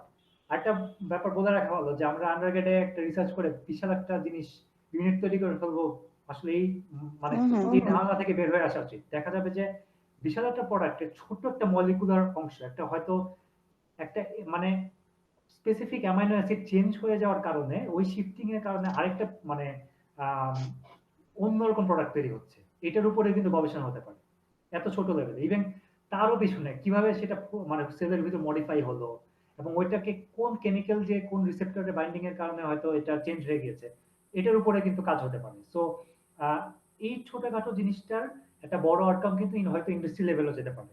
তো টিচারদের কিংবা আমরা যে রিসার্চার আছে, তাদের কি উচিত যে এরকম কোনো একটা কোলাবোরেশনের জন্য একটা স্পেসিফিক প্রজেক্ট চুজ করা, সো দ্যাট আমাদের ফান্ডিংটা কিছুটা আসে, সেই ফান্ডিং এর কারণে আমরা একটু আরএ নিয়োগ দিতে পারবো, রিসার্চের যে রিয়েজেন্ট লাগে, মেশিনারিজ লাগে, মানে সোজা কথা ফান্ডিং, এই ফান্ডিং তো যে কোনো জায়গায় ব্যবহার করা যায়। তো হোয়াট ডু ইউ থিঙ্ক ভাই, আমাদের কি উচিত এটার উপর একটু ফোকাস করা? আপু না, আমি দুজনকে বলছি, দেখে please.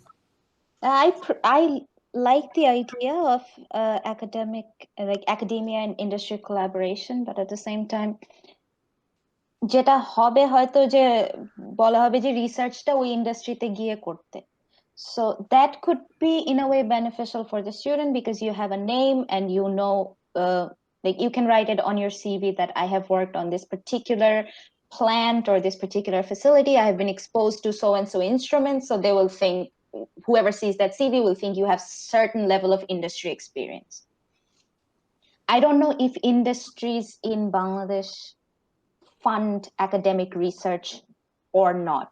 And to be honest, undergrad researchers are not experienced to the level that an industry will benefit from their research. It will be more, it's more for learning opportunity. So when you choose an undergrad project, I would suggest that choose something where you can basically be exposed to different types of techniques, which you can say that, okay, I know so and so and so technique, rather than oh, I was involved in a small part of a very huge project in which I just applied this one thing.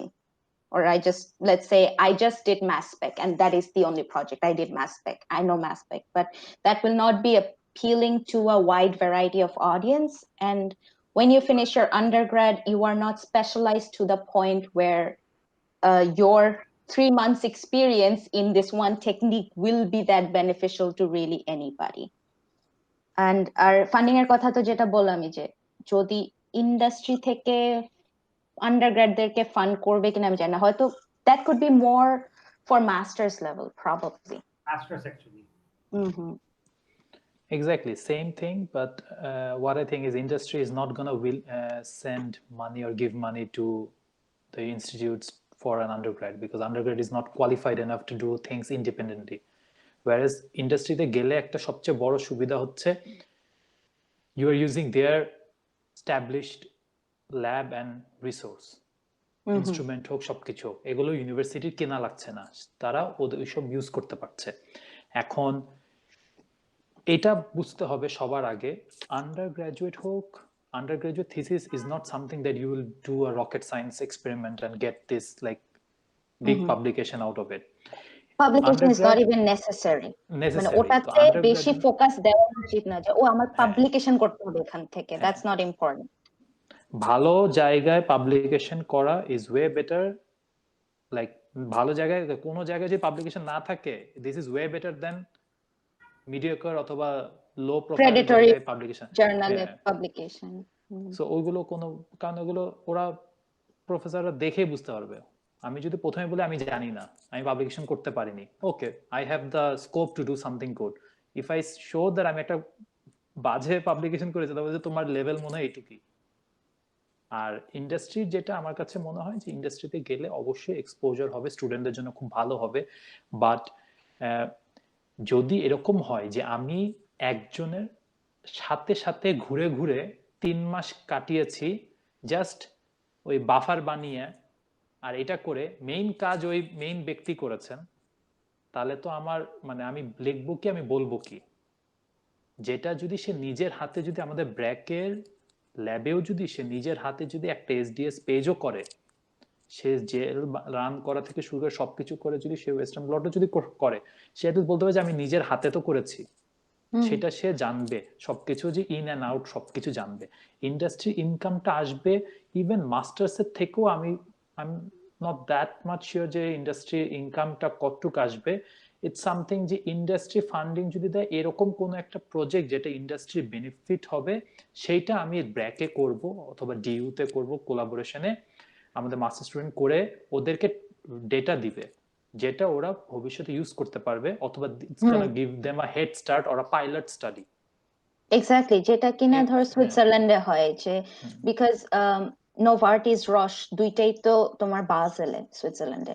তো university of বাজেলের সাথে ওদের collaboration থাকে, যে ইউনিভার্সিটিতে ওই যে কিছু আছে না যে হিট রিসার্চ, যেগুলো যেখান থেকে একটা ইন্টারেস্টিং ক্যান্ডিডেট বের হয়, সেই কাজটুকু ওরা ইউনিভার্সিটি দিয়ে করায় নেয়, তারপরে তারা এটাকে তাদের ফ্যাসিলিটিতে গিয়ে ডেভেলপ করে। তো এই ধরনের, হ্যাঁ, এই ধরনের কাজগুলো হয়। তো ওই ধরনের কাজ যদি আমাদের ইয়েতে হয়, ধরো আমাদের ফার্মা সম্পর্কে এখন It has been a long time since I've been to a Bangladeshi pharma, but আমি যতটুকু জানি it's quite derivative work. Original research কতটুকু হয় আমাদের ফার্মাতে I don't know, but probably not a lot. Right. It's reproduction of things that are already there, so it's more of a production facility. তো ওই দিক দিয়ে বলতে গেলে যেটা ইফতেখার বললো যে স্টুডেন্টরা যদি ওখানে গিয়ে কাজ করতে পারে হয়তো তাদের ওটা একটা মানে সিভিতে একটা লাইন অ্যাড করতে পারে যে হ্যাঁ আমার এখানের এক্সপেরিয়েন্স আছে। Exactly. But saying all this thing, experience, industry hook, lab hook, whatever the source is, if you cannot market it, it's useless. At the end of the day, it's all about how you can market yourself, because there will be 10 people better than you. You have to prove it that you are better than them. And how you do it, the confidence, and then you can do these things and you have the faith on yourself. Yes, I can do it. এটা খুবই বড় একটা factor, কারণ academics will give you the doorway to an interview, but then you have to seal the interview. Exactly. And প্রত্যেকটা জিনিসকে কিভাবে sell করবে, for example my letter of motivation even mentioned that I was part of the BRAC University Cultural Club. I barely did like 2 performances, but apparently it really improved my people skill and I know how to deal with people while having creative difference. মানে আমি এক paragraph লিখে ফেলছি শুধুমাত্র এই জিনিস দিয়ে। তো you have to know how to market every experience that you had so that you will stand out as a candidate, কারণ আমাদের সুযোগ খুবই কম। আমি এখনো যখন দেখি যে একজন সুইস স্টুডেন্ট আসলো ইউনিভার্সিটি থেকে পাশ করলে এসে ল্যাব ঘুরে গেল, বাস তাদের পিএইচডি পজিশন দিয়ে দিল, আর আমাদেরকে 500 ক্যান্ডিডেটের সাথে কম্পিট করতে হয়। So you need to be able to market everything. So yeah, I mean এখান থেকে একটা জিনিস আমি এক্সট্রাক্ট করে আনতে চাচ্ছি, মানে এটা হয়তো আমাদের যারা স্টুডেন্টরা দেখছেন তাদেরকে একটু আশ্বস্ত করতে চাই, সেটা হচ্ছে আপনারা যারা ল্যাব 1 থেকে ল্যাব 4 এখানে এক্সপেরিমেন্ট গুলো যদি ঠিকমতো থাকে, আই এম শিওর লাইক 10 বছর অনেক কিছু পরিবর্তন হয়েছে, এবং আমি নিজেও আসলে after my undergrad I joined as TA as well. So famous TA Salman, সবাই চায় সালমানকে। হ্যাঁ, সালমান সবাই, সালমান ভাই আর টিচাররাও চায় সালমানকে। তাই না? ও এডিট করে দিবে এটা এখন শিওর। সালমান সব করে দিবে, আমাদের কারোর কিছুই করা লাগবে না। হ্যাঁ, টিচাররা কত লাকি। ভাইয়া আমার স্ট্রিকিং করে দিবে।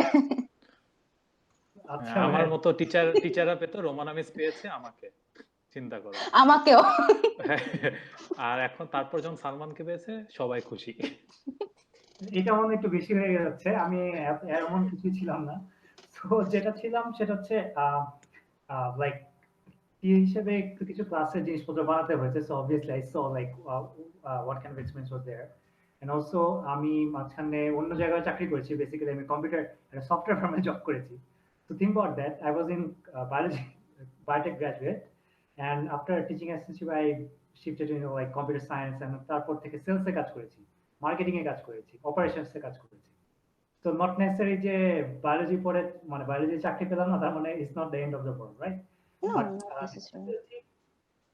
তারপর ঘুরে ফিরে কি হলো, আবার ultimately I came back to academia and research, basically ওই বাকি জিনিসগুলো ছেড়ে। So if you can, I mean, sell yourself, and if you can like show that okay you can utilize your skills, I think you can. But I got lucky. It's not like I have so many skills, I just got lucky. But issue is আপনাদের lab 1 থেকে lab 4 পর্যন্ত যে experiment গুলো আছে, এই experiment গুলো যদি আপনারা ঠিকমতো দেখাতে পারেন যে ওকে আপনার কোনো পাবলিকেশন নেই, আপনার এত বড় রকেট সায়েন্স টাইপের কোনো রিসার্চ নেই, তারপরে কিন্তু আপনি বলেন যে আমি এইগুলোই এত ভালো করে করেছি এবং আমার আন্ডারস্ট্যান্ডিং এরকম, এবং স্পেশালি ট্রাবল শুটিং ইলেকট্রোফরেসিসে আপনি যদি ওই পাইপেটিং করে ওইটা লোড করতে পারেন, এটা অনেকেই পারে। বাট আমি একদম ফ্র্যাঙ্কলি স্পিকিং, আমি আমার একটা অর্গানাইজেশন আছে, সেখানে ক্লাস 5 এর স্লাম চিলড্রেন, ওরা নিজেদের ইলেকট্রোফরেসিস সেট নিজেরা বানাইছে 100 টাকার মধ্যে, ওরাই লোড করছে সিরিঞ্জ দিয়ে, পাইপেট ছিল না। আমি এখন পাইপের জন্য কিনছি, but they did it like within. স্ট্রিকিং করতে দিয়েছি ওদেরকে, আমি হাতে কলমে স্ট্রিকিং শেখাইনি, বোর্ডে এঁকে দিয়েছি, ওরা দেখেছে কি 5 মিনিটে ওটা না কেটেই স্ট্রিকিং করে দেবে। অথচ আমি আমার ফার্স্ট স্ট্রিকিং কেটে ফেলছিলাম। তো it's not the problem. But আপনারা যারা স্টুডেন্টরা আছেন এই ল্যাবগুলো করে কিছুই নেই, তারপরেও এর যে প্রবলেমগুলো আছে থিওরিটিক্যাল একটা প্রবলেম হয়েছে আপনার ল্যাবের মধ্যে, সেটা যদি আপনি খুঁজে বের করেন, সেই প্রবলেমগুলো যদি ট্রাবল শুট করার চেষ্টা করেন থিওরিটিক্যালি হোক হোয়াটএভার, সেগুলো কিন্তু আপনি সলভ করতে পারবেন। মানে এই 4টা ল্যাব দিয়েও কিন্তু অনেক সময় সম্ভব, এবং আমাদের কিন্তু শুধু 4টা ল্যাবই হয় না, অনেকগুলো ইনকোর্স ল্যাব হয় এখন ইন কোভিড কোর্স ল্যাব হয়। হুম। তো আর ব্যাপারটা কি, আমার এক্সপিরিয়েন্স যদি আমি বলি, আমি যখন মানে আমার অ্যাকসেপ্টেন্স লেটার যখন এসেছে, আমাকে বলা হয়েছে যে তোমাদের কারিকুলাম এর রেকর্ডটা পাঠাতে। তো what I did basically was copy the whole curriculum from the internet and send it to them, because আমাদের তো প্রসপেক্টাস বই দিত তখন সব কারিকুলাম সহ, ওই বই তো আর পাঠানো সম্ভব না। তা আমি এই কাজ করেছি যে কপি পেস্ট করে সবগুলো কোর্স কি কি কোর্স এবং কোর্সের কন্টেন্ট কি কি সিলেবাসটা পাঠিয়ে দিয়েছি। And I was very lucky to not get any kind of prerequisite courses when I started my master's. যেখানে কিনা most of the international students who started masters with me, they had at least 15-20 ECTS worth, European credit system worth of courses that they needed to take from undergrad. So ওই দিক দিয়ে বলবো, theoretically speaking আমাদের curriculum কিন্তু বেশ sufficient.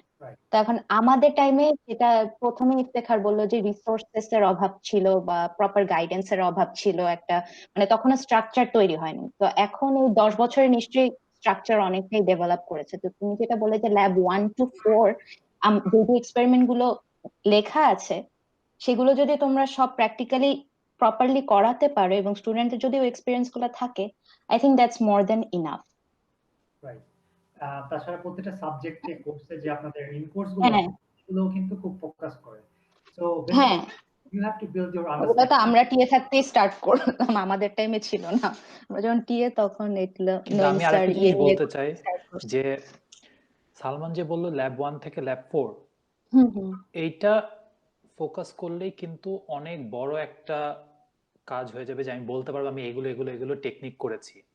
হুম। কিন্তু একটু আমরা যদি নিজের থেকে কিউরিওসিটি আনি যে 11 জেল বানাতে টিই বাফারে যদি আমি 1x এর জায়গায় 10x ইউজ করি তাহলে কি হবে, কেন আমরা 1x ইউজ করলে গরম, তাহলে এই যে ট্রাবল শুটিং আমরা মাঝে মাঝে ভুল করি। আমি নিজেই 50x এর বোতল ছিল, আমি ডায়ালুট আমি ভেবেছি এটা 10x, দেখি জেল বানানোর পর দেখি রান করার সময় দেখি গরম হয়ে মানে, তো এটা যে আমি তাও তো কখন তুমি পানি দিয়ে বানাও নাই, আমি তো পানি দিয়ে বানাচ্ছিলাম। তো এই জিনিসগুলো একটু থাকে যে কেন মানে এইগুলো জিনিস একটু আপ ডাউন করলে কি হবে, কি হতে পারে। আমরা যদি জিজ্ঞেস করি যে সিম্পল 11 জেল তো এটা হচ্ছে বেসিক ব্রেড এন্ড বাটার, যে কোনো ল্যাবেরই হয়। তো ইভেন আমরা যদি বলি যে জেল আমরা রিউজ করতে পারি, একবার রান করার পর যদি সেকেন্ড মাঝখানে দিয়ে আমরা আবার রিউজ করতে পারি, কিন্তু রিউজ করা উচিত না কেন, কারণ ইথিলিয়াম ব্রোমাইডটা ড্রেন আউট হয়ে যাচ্ছে। এই যে একটা মানে নর্মাল একটা ইনভোকিং দিস কিউরিওসিটি আর এইসব যে চিন্তা ভাবনা, এগুলো যদি একটু আমরা করি তাহলে হবে কি ট্রাবল শুটিংটা ইজি হবে, যে কেন এটা হচ্ছে, কেন ওইটা হচ্ছে, কেন বলা হচ্ছে না হচ্ছে, একটু মাথায় রাখলে ভবিষ্যতে আমরা যদি কোরিলেট করতে পারি এটার সাথে এটা, কারণ প্রচুর রিসার্চ গেটে ভর্তি প্রশ্ন। There is no stupid question. আমি আজ পর্যন্ত একটা কোয়েশ্চেন লিখে পাই নাই যে I am the first one who is asking this. There is Yep. always like someone asked it 5-10 years ago, how to do this, how to do that, how to improve this, and say everything. যে কোনো তবে নতুন আমার machine সেটাই why হয়ে is যাবে। my band so blurred, why is হ্যাঁ, my background so black, মানে why my gel is so hot, why my gel is মানে melting. যেই ইয়েতে মানে ওয়েস্টার্ন ব্লটের যে মানে ব্লটের ছবি দিছে দেখেই বোঝা যাচ্ছে সে ওটা হাত দিয়ে ধরছে, এই কারণে ব্ল্যাক। সেটার ছবি why is my western blood so black, মানে লাইক আমাদের যে স্পেশালি ল্যাব 4, আমার যেটা একটু মনে করেছিল অপর্ণা মিস ল্যাব 4 নিয়েছিলেন। তো ইউ নো হাউ আপনাদের সুপারভাইজার ছিলেন। তো লাইক উনার মানে আমি জাস্ট আমার ল্যাবের এক্সপেরিয়েন্সটাই বলছি। ভালো কথা, সবগুলো 10টা 12টা এক্সপেরিমেন্ট সবই করছি। কিন্তু উনার কোশ্চেন করার ধরনটা ছিল হচ্ছে আমি একটা কাজ করছি, ফর এক্সাম্পল আমি মাথা নিচু করে কিছু একটা লোড করছি, বা সামহাও আমি প্লেটটা এভাবে রাখলাম বা একটা টিউব এভাবে রাখলাম। উনি এসে বললো এটা কেন করছিস সেভাবে, এবং সেটার কারণে কি কি আউটকাম আসতে পারে। মানে তো আমি তো এই কোশ্চেন শোনার পরে বুঝছি যে আমি কি জানি না, আমি আসলে দেখে কিছুই জানি না। লাইক আমি তো একেবারে থিওরি পড়ে আসলাম, ভালো কথা এমনিও পড়তাম না, বাট তাও একটু যা হয় পড়ে আসছি, ভাবলাম কি আর কোশ্চেন করবে, অ্যান্সার তো দিব। ওই মানে ঘুরে ফিরে ওই সিম্পল কোশ্চেনে যে আটকে গেছে, অথচ কাজ করতে গেলে ওই সিম্পল জিনিসগুলো লাগবে। তখন আমি মনে করতাম যে ফোরকান ভাই আমার থেকে বেশি জানে। সোজা কথা হচ্ছে এটা। ওই যে ইয়েগুলা করতো। সো বেসিক্যালি এক্সপেরিমেন্টে আপনারা যারা টিচাররা যারা আছেন, আমার মনে হয় যে সবচেয়ে বড় ব্যাপার আপনারা স্টুডেন্টদের যে কোনো কোয়েশ্চেন একটু চেষ্টা করবেন। মানে আমি জানি সবাই আমাদের যারা টিচাররা আছেন সবসময় চেষ্টা করেছেন, তখন না পারলেও পরে এসে পরবর্তীতে দেখা করে আমরা ইয়ে করেছি বা কোনো একটা লাইন ধরিয়ে দিয়েছেন সামহাউ। সো আই থিঙ্ক এখনকার অনেক টিচিং মেথোডোলজি চেঞ্জ হয়েছে, এক্সপোজার চেঞ্জ হয়েছে, আমাদের ইন্টারাকশন মেথডও চেঞ্জ হয়েছে। আই বিলিভ লাইক টিচাররা যারা আছেন, ইনস্ট্রাক্টররা যারা আছেন এবং টিএরাও যারা আছেন, যারা আমাদের স্টুডেন্টদের শেখাচ্ছেন জিনিসগুলো, আমার মনে হয় যে আপনাদের এই আপডেট হওয়া বা নিজস্ব ট্রাবল শুটিং এর যে ব্যাপারগুলো, স্টুডেন্টরা যদি কোশ্চেন নাও করে, ওদেরকে দরকার পড়লে মানে মানে দরকার পড়লে ওনাদেরকে দিয়ে কোশ্চেন বের করে নিয়ে আসেন, না পারলেও সমস্যার সামনে নিয়ে আসেন, যাতে ওরা কোশ্চেন বাদ হয়ে করে এবং কোনো না কোনো ভাবে সিম্পল ব্যাপারগুলো যাতে ওদের মানে সামনে আসে এবং ওরা কোনো একটা পর্যায়ে, সেটা পরীক্ষার খাতায় হোক, যে কোনো জায়গায় হোক, অ্যাসাইনমেন্টে হোক, এই জিনিসগুলোতে রিফ্লেক্ট করে। আরেকটা ব্যাপার হচ্ছে আমাদের ইভালুয়েশন মেথোডলজি, ফাইনাল এক্সাম বা মিড টার্ম, মানে এই টাইপের যে কোশ্চেন গুলো আছে, আমার মনে হয় যে এখনই আমাদের সময় একটু real life solution base question. ওরা মানে চিটিং ভালো কথা, এখন অনলাইনে আমরা এই চিটিংটা আরো মাথায় আসতেছে যে স্টুডেন্ট হয়তো চিটিং করে, এই করে, সেই করে। বাট আমি আপনাদের একটা জিনিস বলতে চাই, সেটা একটু just personal experience share. We got a question, মানে লাইক আমাদের একটা কোর্স XYZ কোর্স, তো যে কোশ্চেন গুলো দেওয়ার পরে স্টুডেন্টকে বলে দেওয়া হয়েছে যে যেখান থেকে পারো সেখান থেকে পরীক্ষা দাও, কোনো সমস্যা নেই, তুমি আরেকজনের সাথে ডিসকাস করো, ইন্টারনেট ঘেটে করো, বই পড়ে দাও, প্রবলেম নেই, তুমি এই প্রবলেম গুলো সলভ করতে হবে, যেমনে পারো এমনি করো। জিনিসটা যেটা হয়েছে, okay we had this option যে আমরা রেগুলার একটা কোশ্চেন করতাম।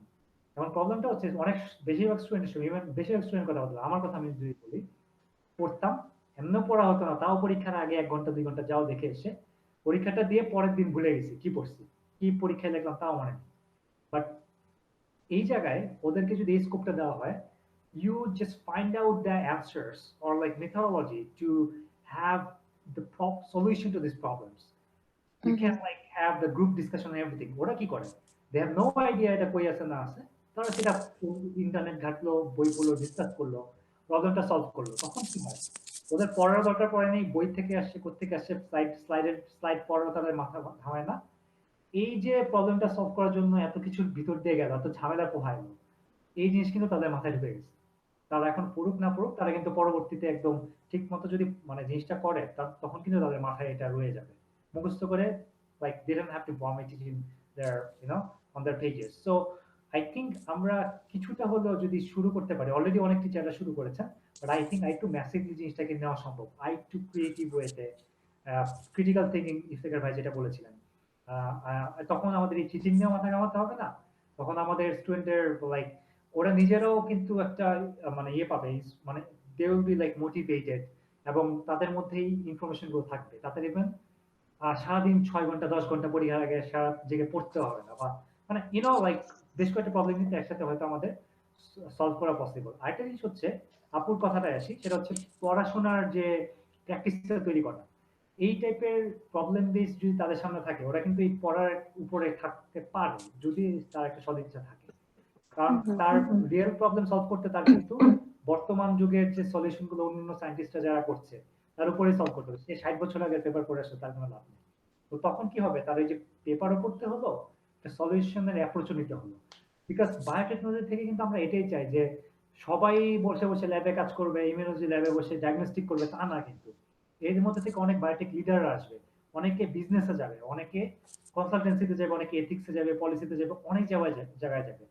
আমার তো মনে হয় যে মিনিস্ট্রি, পলিটিক্স এইসব লেভেলে কিন্তু বায়োটেকদের যাওয়া উচিত। তারপর আমরা শুধু বায়োটেক কেমিস্ট্রি ছাড়াও নিউরো সায়েন্স, বায়োমেডিক্যাল, ইভেন আমার নিজের থিসিস, মাস্টার্সের থিসিস কিন্তু ছিল electronics, mechatronic engineering and biology নিলাম, যেটা আমি কল্পনা করি না আমি এটা কখন করতে পারবো। So for that I had to learn মানে mechatronics, I had to learn electronics, I had to learn computer science and everything. So I mean, তখন তো কেউ এসে আমাকে মানে like I had to go for, আমি আমার জুনিয়র ইলেকট্রনিক্স যারা আপনার কাজ করেছে ওদের কাছে গিয়েছি। তো আপনারা যে কোনো জায়গা থেকে কিন্তু শিখতে পারেন, এটা কিন্তু কোনো লজ্জার বিষয় না যে আপনি একটা জুনিয়রের কাছ থেকে যে শিখলেন, অন্য দেশে একটা প্রফেসর এই লাইনে কাজ করে, উনাকে আপনার মানে ইমেল করতে কিন্তু লজ্জা নেই। ইমেল সে অ্যান্সার না দিলে না দিল। বাট আপনার প্রবলেম আছে, আপনি চাইলেও কিন্তু চাইতে পারেন। তার সাথে একটা সুসম্পর্ক হতে পারে। বাইরের যে ফোরামগুলো আছে বা এই যে মানে রিসার্চ গেট হচ্ছে, feel free to ask the questions. ভাইয়া যে কথাটা বললো আরকি। সো আই থিংক আমাদের সামনে মানে মানুষজন কিন্তু অনেকে বসে আছে। হয়তো 10% মানুষ আছে যারা কনজারভেটিভ করতে চায় না, কিন্তু 90% মানুষই কিন্তু আপনাকে হেল্প করতে চায় বা তারা কিন্তু they will be happy to help you. So I think just take the step. তো এই তো। তো আজকে আমরা হয়তো 1 ঘন্টা আমাদের হয়ে গিয়েছে। আপু ভাই আপনাদের যদি কোনো ক্লোজিং রিমার্কস কিন্তু কোনো যদি সাজেশন থেকে থাকে, মেবি উইল, এটা জাস্ট স্টার্টিং। আমরা এইরকম আয়োজন আরো হয়তো করব। আমাদের যে গ্রুপটা আছে, এই গ্রুপে আপনারা চাইলে যে কোনো কোশ্চেন, ইভেন আপনারা কিন্তু এই গ্রুপেও কোশ্চেন করতে পারেন। সেটা টেকনিক্যাল হোক, মোরাল সাপোর্ট হোক, কিংবা যে কোনো টাইপের কোশ্চেন হতে পারে। সো আমরা চাইবো জিনিসটা আরো এঙ্গেজিং করতে। আমাদের পার্সোনাল লেভেল থেকে শুরু করে একাডেমিক লেভেলে যে টাইপের সাপোর্ট দরকার, বাইরে অনেকে আমরা আছি, আমাদের বড় আপু মানে ভাইয়ারা আছেন, টিচাররা আছেন। চেষ্টা করবো আপনাদের সাহায্যে আসতে, এবং আপনারা যদি কোনো কারণে আমাদের সাহায্য করতে পারেন কিংবা কোনো একটা লিঙ্কের মাধ্যমে যদি আমরা উপকৃত হতে পারি, অন্যরা উপকৃত হতে পারে, will like that to be like greatly appreciated. তো ইফতেখার ভাইয়া এবং শেষ আপু, প্লিজ আপনাদের যদি ক্লোজিং কোনো রিমার্কস থাকে।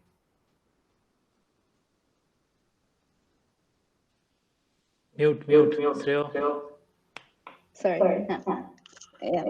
হ্যাঁ, ক্লোজিং রিমার্ক জাস্ট তুমি যে কথাগুলো বলছো ওইটার লেজ ধরে আমি একটু এক্সপ্লেন করি। যেটা হচ্ছে যে তুমি বললে যে নিজ থেকে শেখা, মানে ব্যাপারটা কি আসলে অনেকেই আর্লি লেভেলে অত সেলফ মোটিভেটেড থাকে না, এবং আমাদের এটাও দেখতে হবে যে আমাদের টিচাররা যাতে সবসময় আমাদেরকে মোটিভেট করে নতুন জিনিস শেখার জন্য।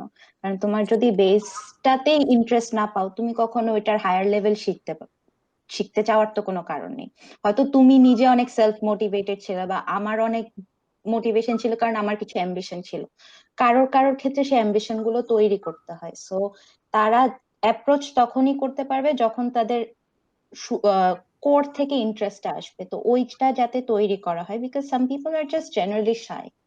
আর তুমি যেটা বললে যে সরি, এক্সাম কোয়েশ্চেন স্টাইলের ব্যাপারটা, ওইখানেও আমার মনে হয় যে maybe you could start it on a smaller scale. I don't know what the level of the students are, and again how much they're motivated and what level you're talking about. For BTE first year students and fourth year students, they will not have the same level of understanding of the subject. তো আমার মনে হয় যে direct এক্সামের না গিয়ে, because গ্রেডটাও important, অনেকের স্কলারশিপের ব্যাপার আছে, প্লাস যখন হায়ার এডুকেশনের জন্য অ্যাপ্লাই করবে, the grade is somewhat important. Let's say it's at least 50 to 60% of what you will get, or it's the first screening level that is done based on your grades. তো সেই ক্ষেত্রে আমি বলবো যে এই ধরনের ক্রিটিক্যাল থিঙ্কিং কোয়েশ্চেন গুলো অন্তত আমাদের তো 5 না 10 মার্ক তো অন্তত অ্যাটলিস্ট 10% ধরো অ্যাসাইনমেন্টে যায়। অ্যাসাইনমেন্ট গুলো ওই কপি পেস্ট ওয়ালা অ্যাসাইনমেন্ট কমপ্লিটলি বাদ দিয়ে এই ধরনের ক্রিটিক্যাল থিঙ্কিং টাইপ কোয়েশ্চেন গুলো অ্যাসাইনমেন্ট হিসাবে দিয়ে দেওয়া, এবং প্রেজেন্টেশন পেপার প্রেজেন্টেশন হিসেবে দিয়ে দেওয়া। তো এইভাবে যদি করো তাহলে অন্তত 20% মার্কস তোমার এই সাইড থেকে আসছে, প্লাস তারা যখন এক্সাম দিচ্ছে তারা আবার বইয়ের পড়াগুলো পড়ছে, কারণ থিওরিটিক্যাল ব্যাকগ্রাউন্ড স্ট্রং থাকাটাও সামওয়াট ইম্পর্টেন্ট। যে একদমই মানে আমি তো আমার খালি ক্রিটিক্যাল থিঙ্কিং করলে হবে, আমার বই কোনো পড়ারই দরকার নেই, ওইভাবেও যাতে না চিন্তা করে কেউ, মানে সবকিছু এটা একটা হোলিস্টিক এক্সপিরিয়েন্স হতে হবে পড়াশোনাটা। তো জি, মানে হ্যাঁ অফকোর্স লাইক ওই নলেজ যদি বেসিক না ঠিক করে প্রবলেম সলভ করাটাও পসিবল কিনা এটা একটা ব্যাপার। আর এই টাইপের কোশ্চেন গুলো আসলে হচ্ছে কি একটা percentage of the evaluation method, not like হ্যাঁ, ওইটাই বললাম যে ওই যে অ্যাসাইনমেন্টের পার্টটা যেরকম 10% you can think of that. আর এখানে ওইভাবে গ্রেডও না যে সে ভালো ঠিক আনসার দিতে পারলো সেই হিসাবে গ্রেড দিলাম, অ্যাটেম্পট অনুযায়ী গ্রেড করা। You attempted, I see it's not correct, but I understand where you came from. I will give you full marks for that. R closing remarks, alumni এর কথা তো যেটা বললে, the thing is we have never been approached for anything to share any kind of wisdom. তো এমন না যে আমরা এতই ব্যস্ত বা আমাদের কোনো ইন্টারেস্ট নাই হ্যাঁ ব্র্যাকের স্টুডেন্টদের প্রতি। আমি নিজে পড়াশোনা ওখানে করে এসেছি, I am always willing to support. But এই তুমি ফার্স্ট টাইম আমাদেরকে, তুমি লেকচারার হওয়ার পরে আমাদেরকে ফার্স্ট টাইম অ্যাপ্রোচ করলে, এর আগে কেউ কখনোই কোনো দিক দিয়ে অ্যাপ্রোচ করেনি বা কেউ কখনো জানতে চায়নি আচ্ছা ভাই আপু এটা কিভাবে করে। এন্ড আমার ছোট পরিসরে আমি হয়তো মাঝে মধ্যে ফেসবুকে স্ট্যাটাস দিয়ে কিছু অ্যাডভাইস দিয়ে বা কারোর সাথে ব্র্যাকে গেলে দেখা হলে আই টেল দেম যে আচ্ছা ঠিক আছে যদি কোনো হেল্প লাগে আমাকে বলো। তোমাকে আমি অনেকবার বলছি যে যদি হেল্প লাগে আমাকে বলো বলো, কিন্তু এর বেশি তো আমাদের পক্ষে করা সম্ভব না। তো ওইটা মানে এটা একটা দ্বিপাক্ষিক আলোচনা হতে হবে, এটা এক পক্ষ থেকে আসবে না। So that's my closing remark. Okay, so ইভ্যালুয়েশনের যে কথাটা বললে এটা আমি প্রিটি মাচ এগ্রি করি সালমানের এই আইডিয়াতে, বিকজ আমি এখানে আসার পর অনেক টিচাররা এই একই কাজই করেছে যে তারা কোনো টাইম দিত না। এখানে আমি আসার পর একটা জিনিস দেখলাম, এরা they don't worry about the exam, যে 4 ঘন্টা হোক 6 ঘন্টা হোক, ওদের এসএসসি এইচএসসি লেভেলে যেটা ওইটা হচ্ছে 6 ঘন্টা exam. So they don't want to stress the students. It's like মানুষ আপেল খাচ্ছে, কমলা খাচ্ছে, কফি খাচ্ছে, পরীক্ষা দিচ্ছে। আমাদের ফাইনাল এক্সাম এখানে হতো 4 ঘন্টা। তো কিছু কোর্সের টিচাররা বলতো একটা প্রশ্ন আমি দিয়ে দিব, বাসা থেকে অ্যান্সার লিখে নিয়ে আসবা, 1 পৃষ্ঠা এপিটোপিট করে ম্যাক্সিমাম লিখে নিয়ে আসবা, অথবা অনলাইনে মুডেলে জমা দিবা, যেটা প্লেজারিজম চেক হবে সবকিছু মিলায়। তো আমার কাছে এটা মনে হতো যে এটাতে তুমি যে কথা বলে এক্স্যাক্টলি আমি এটা নিজে আমি ফিল করতাম, যে আমি যদি বই পড়তাম অথবা পাওয়ার পয়েন্ট স্লাইড বলো অন্য কিছু বলো, আমি যদি ঘাটাতাম কোনো টপিক নিয়ে, সেগুলো মাথার মধ্যে থাকে বেশি দিন, রাদার দেন পরীক্ষা দেবো ভুলে যায়। এটা আমার জন্য প্রযোজ্য, অনেকের অনেকটা হতে পারে। এই জন্য আমি কমপ্লিটলি আমি তোমার সাথে এই মতে আছি যে হ্যাঁ I would encourage this type of, যেখানে এটা হলে একটু সুবিধা হয়, হ্যাঁ, বাট স্মল স্কেলে করাটা বেটার। আর নিশ্চয়ই বিটি 101 আলারা তো প্রথমেই এসে সব খুঁজে পেতে পারবে না। সো ওদেরকে যেটা ফোর্থ ইয়ার থার্ড ইয়ারের শেষের দিকে অথবা ফোর্থ ইয়ার স্টুডেন্টস, এদেরকে দিলে ওরাও অ্যাটলিস্ট একটা হ্যাবিটে আসলো যে লিডিং টু থিসিস কেমনে রিসার্চ আইডিয়াগুলো টপিকগুলো নিয়ে পড়তে হয়, মানুষ কি করছে না করছে। আর আরেকটা কথা যে বললে যে অ্যাপ্রোচ করার কথা, যে আমি পার্সোনালি কিন্তু অনেক পেপারের করেসপন্ডিং অথরদেরকে আমার প্রশ্ন আমি ইমেল করি, and I have not been disappointed. They are the professors. They reply maybe because there has to be যে at gmail.com or at helsinki.fi অথবা at এরকম, এটার জন্য একটা ফ্যাক্টর আছে। এখন যেহেতু at ব্র্যাকিউ আছে, সো অ্যাট লিস্ট ইনস্টিটিউটের একটা মেইল যে আছে, এটা একটা important factor. But if you don't understand anything from a paper, or if you don't know what to do, ask people, এটা জিজ্ঞেস করলে যে কাউকে, and you will not be disappointed. Like if you can find out things on the internet, world wide web হচ্ছে এখন accessible to everyone, everything is there, জানতে চাইলে সবকিছু করা যায়। আর কোর্সের কথা যেটা আমি বলতে চাই, তুমি যে বললা যে অনেকগুলো জায়গায় তুমি প্রোগ্রামিং শিখতে পারো অথবা অনেক কিছু করতে পারো, প্রচুর কোর্স আছে যেগুলো তাদের ইনস্টিটিউট ছাড়াও অনেকের জন্য অ্যাভেলেবল। আমি নিজেই নরওয়ের, হ্যাঁ ইউটিউবে আছে ইএমবিএল, তাদের কোর্স আছে যেগুলো ট্রেনিং কোর্স, যেগুলো free, you just have to register. Then তারপর তোমার কোর্সের ইডিএক্স এগুলো তো আছে, এগুলো তো তোমার যে সার্টিফিকেট দেয় টাকা দিয়ে কিনলে। ইভেন ফাইন্যান্সিয়াল এইডের জন্য অ্যাপ্লাই করলে ফাইন্যান্সিয়াল এইডও দেয়, আমাকেই দিয়েছে ফাইন্যান্সিয়াল এইড, আমি অ্যাপ্লাই করেছি। So it's very easy. Even in this pandemic আমি কিন্তু নরওয়ের 3টা কোর্স করেছি, নরওয়েতে বার্গেন ইউনিভার্সিটির course, and it's like open for anyone, any institute. Registration করার সময় যে আউটসাইড ইউনিভার্সিটি রেজিস্ট্রেশন করতে হবে। If you want credits you can also get the credits, but I didn't opt for any credit. কারণ আরেকটা জিনিস হচ্ছে যে আমি আমার পার্সোনাল বলতে চাই এক্সপিরিয়েন্স, যে নর্মালি তো 120 ইসিটি থাকে মাস্টার্সে।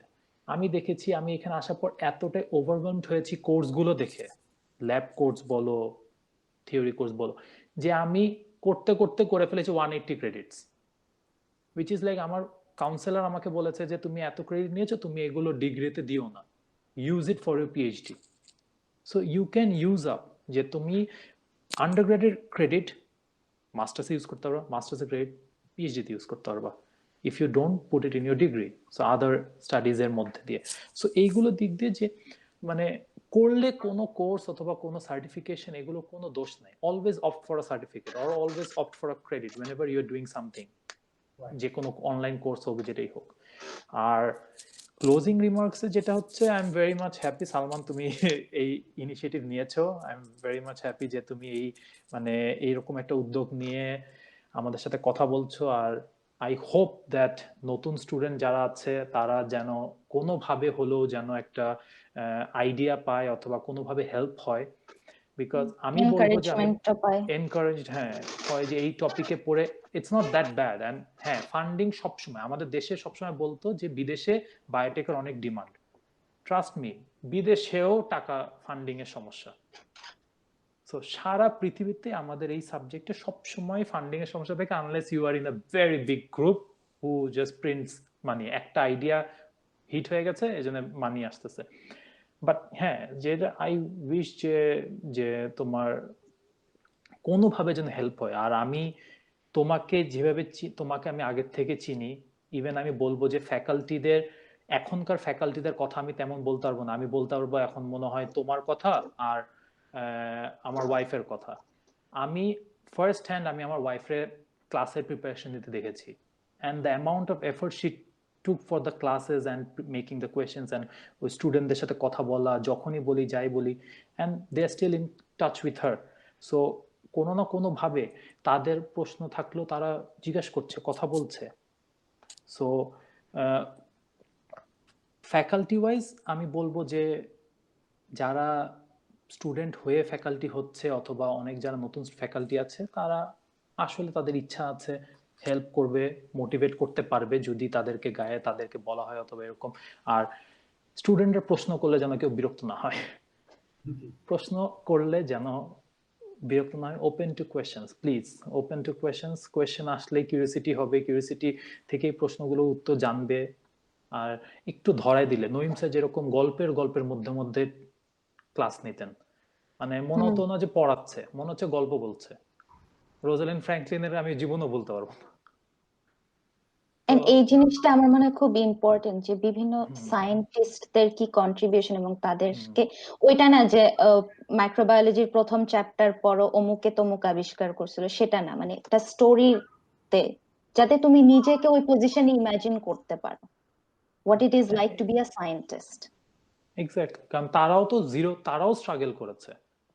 Late it be Einstein, let it be Marie Curie, সবাই স্ট্রাগল করেছে। No one got anything plated on like benefit পেয়েছে এরকম। সো সবকিছুই কষ্ট হবে, ফেলিয়ার হবে, ট্রাবল শুট করতে হবে, মোটিভেশন থাকতে হবে, সবচেয়ে বড় কথা মোটিভেশন থাকতে হবে। And you can do anything, like so many fields. আমার ফ্রেন্ডরা বায়ো এন্টারপ্রিনারশিপে আছে, they are competing, they even got gold medal in যে বস্টন আইজেম কম্পিটিশনে। সো তারা তাদের এখানে স্টার্ট আপ কোম্পানি করে ফেলেছে। সো মানে সবকিছু পসিবল। তুমি বায়োলজি পড়েছো বলে যে শুধু তোমাকে ল্যাবে, তুমি সালমান যেটা বললো যে ল্যাবে করতে হবে কাজ, তা না। এন্ড এখন তোমার ইচ্ছা আছে, শ্রেয়সী এটা জানে, আমার ইচ্ছা সবসময় ছিল বায়োরিমিডিয়েশন, আমি এখন করছি কি ক্যান্সার প্রোটিওমিক্স নিয়ে পড়ছি। তো ইট উইল চেঞ্জ।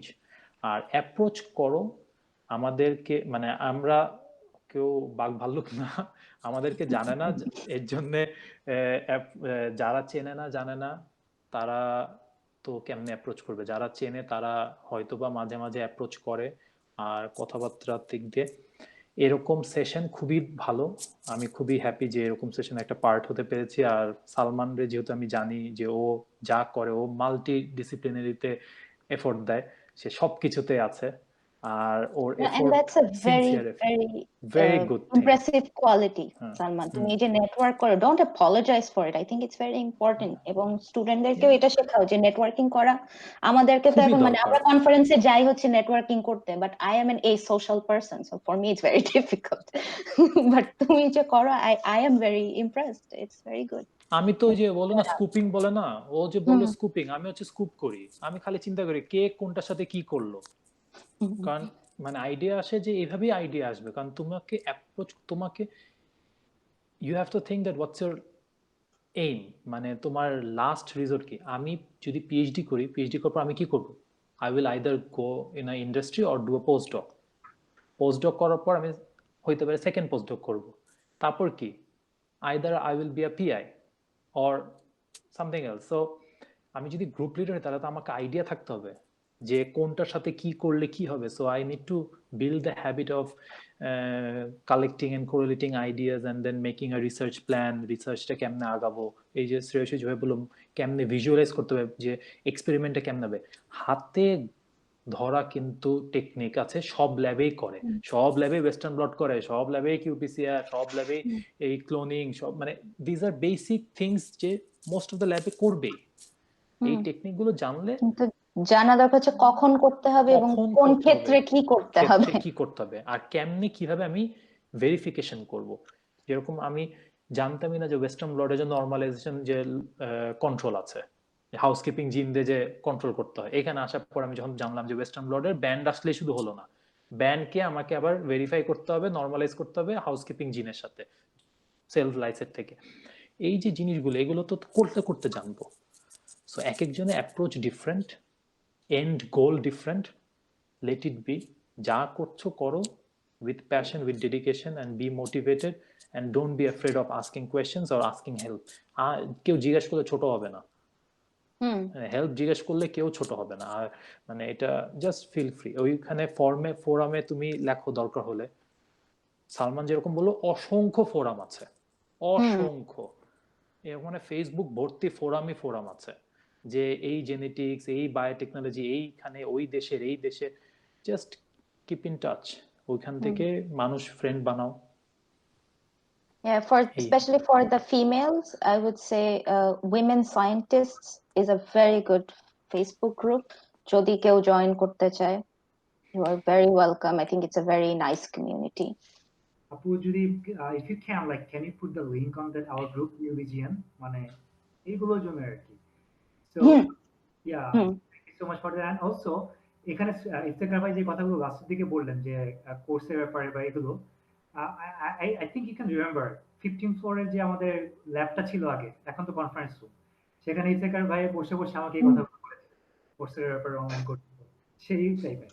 এবং শ্রেয়সী আপু আমাকে ল্যাব শেষ হয়ে যাওয়ার পর ল্যাবের মধ্যে বসে টুলে বসে বসে আমাকে লাইক উনার ওই higher studies and approach everything reach out for the professors এগুলো বলতেন। সো বেসিক্যালি আপনাদের দুজনে মনে আছে কিনা জানি না, আমি তখন আন্ডারগ্রেড স্টুডেন্ট ছিলাম, second year third year whatever, আমার ঠিক মনে নেই, কিন্তু ভাইয়া আপুরা এখন যা বলেছেন আমি কিন্তু এই জিনিসগুলো ওনাদের কাছ থেকে শুনেছি। সো বেসিক্যালি মেবি তখন আমাদের মানে they were like that back in that time, they are approachable এখন, এবং তাদের এখন নেটওয়ার্ক আরো অনেক বেশি। So please rich out for us, মানে ভাইয়া ছাড়া কিন্তু আমাদের অনেক স্টুডেন্টরা আগে পড়ে, পরবর্তীতে কিন্তু অনেকেই আছে যারা বাইরে ভালো ভালো জায়গায় আছে। তাই কিছুদিন আগে পাশ করে কিন্তু অনেকে গেছে, আমার নিজের স্টুডেন্ট, ইভেন আমি তো জানি না ঠিক আছে, বাট আমার নিজের স্টুডেন্টরা অনেকে আছে পিএইচডি করছে বা লাইক আন্ডারগ্রেড সরি মাস্টার্স করছে, অনেকে মাস্টার্স শেষও। তো just reach out for that and anything. আর দুই নম্বর কথাটা যেটা নেটওয়ার্কের ব্যাপারটা যেহেতু উঠেছেন, সেটা হচ্ছে I try to bring those link to our students. মানে যেটা একটা বলতে চাই যেটা হচ্ছে গ্লোবাল কমিউনিটি বায়ো সামিট, যখন first time I was Bangladesh থেকে ফার্স্ট টাইম যখন আমি গিয়েছি 3-4 years ব্যাক ইন এমআইটি, এটার পরে এইবার আমি অর্গানাইজিং কমিটিতে ছিলাম, এবং বাংলাদেশ ছিল এবার পার্টিসিপেটের দিক থেকে number 2, like took not only Black University, all the biological sciences students from all over the country. So এরকম করে last few years I had this opportunity to connect students and like connect with them with other whatever is going on, like the cool stuff's going on, scientific stuff's going on. এবং তার পরবর্তীতে আমাদের এখন কিন্তু প্রচুর biological institute গড়ে উঠেছে। আপনারা হয়তো প্রায় ফেসবুকে দেখবেন এইটা সেটা, হয়তো অনেকগুলো ফলো করেন না, but for me I have to follow those. But the thing is এখন স্টুডেন্টরা স্মার্টার, তারা অনেক এক্সপোজড, এবং এই কারণে তাদের কোয়ালিটিও কিন্তু বেড়ে যাচ্ছে। আই বিলিভ যে আপনাদের যদি এই যে রিচ আউট করাটা, I think that's very important one. এবং ভাইয়া আপু যারা ওনারা যেটা বললেন যে they will try to help you, they will try to provide the support. I myself I can vouch for that because আমাকে ওনারা না চাইতেও সাপোর্ট করেছেন, হেল্প করেছেন, নিজ থেকে এসে সাজেশন দিয়েছেন। ওনাদের মনেও নাই ওনারা কবে দিয়েছেন, বাট দে ডিড, মানে আমার মনে আছে ওনারা কখন কখন দিয়েছেন। তারপর রিসেন্টলি আমার কোনো কোয়েশ্চেন হলে মানে লাইক দেখা যায় যে আমি মাঝে মাঝে কিন্তু আমি রিসার্চ মানে নক করি, ইফতেখার ভাই আই এম সো সরি আপনার সাথে হয়তো এতটা নক করা হয় না, বাট মানে লাইক ভাইয়া কিন্তু মানে একটা টাইমে ওনার থিসিস লেখা থেকে শুরু করে এটাও আপনার মনে আছে কিনা জানি না, উনি বসে বসে কিভাবে থিসিসটা লিখেছেন সেটাও কিন্তু আমাকে উনি ডিসক্রাইব করেছিলেন। I was like thinking আমার থিসিসটা আমি কিভাবে লিখবো এটা। So actually they did this sort of things and they have been doing this. যেই ওনার কাছে যে টাইপের কোশ্চেন করুক, ওনারা কিন্তু সময় থাকলে অবশ্যই আপনাদের গেট ব্যাক করবেন। এবং আমাদের যে অ্যালামনি নেটওয়ার্কটা আছে, পরবর্তীতে যে আরো অনেক অ্যালামনিরা আছেন, হয়তো you can reach out to them, other people, এবং আমি আপনাদের ধন্যবাদ জানাতে চাই আমাদের যারা টিচাররা, ফ্যাকাল্টিরা যারাই আছেন, ওনাদের কাছে আমরা আশা করব যে স্টুডেন্টদের যে নতুন টিচিং মেথোডোলজি কিভাবে আমরা এই জিনিসগুলোতে আরো এনগেজ হতে পারি, সেগুলোর ব্যাপারে হয়তো আপনারা একটু নমনীয় থাকবেন।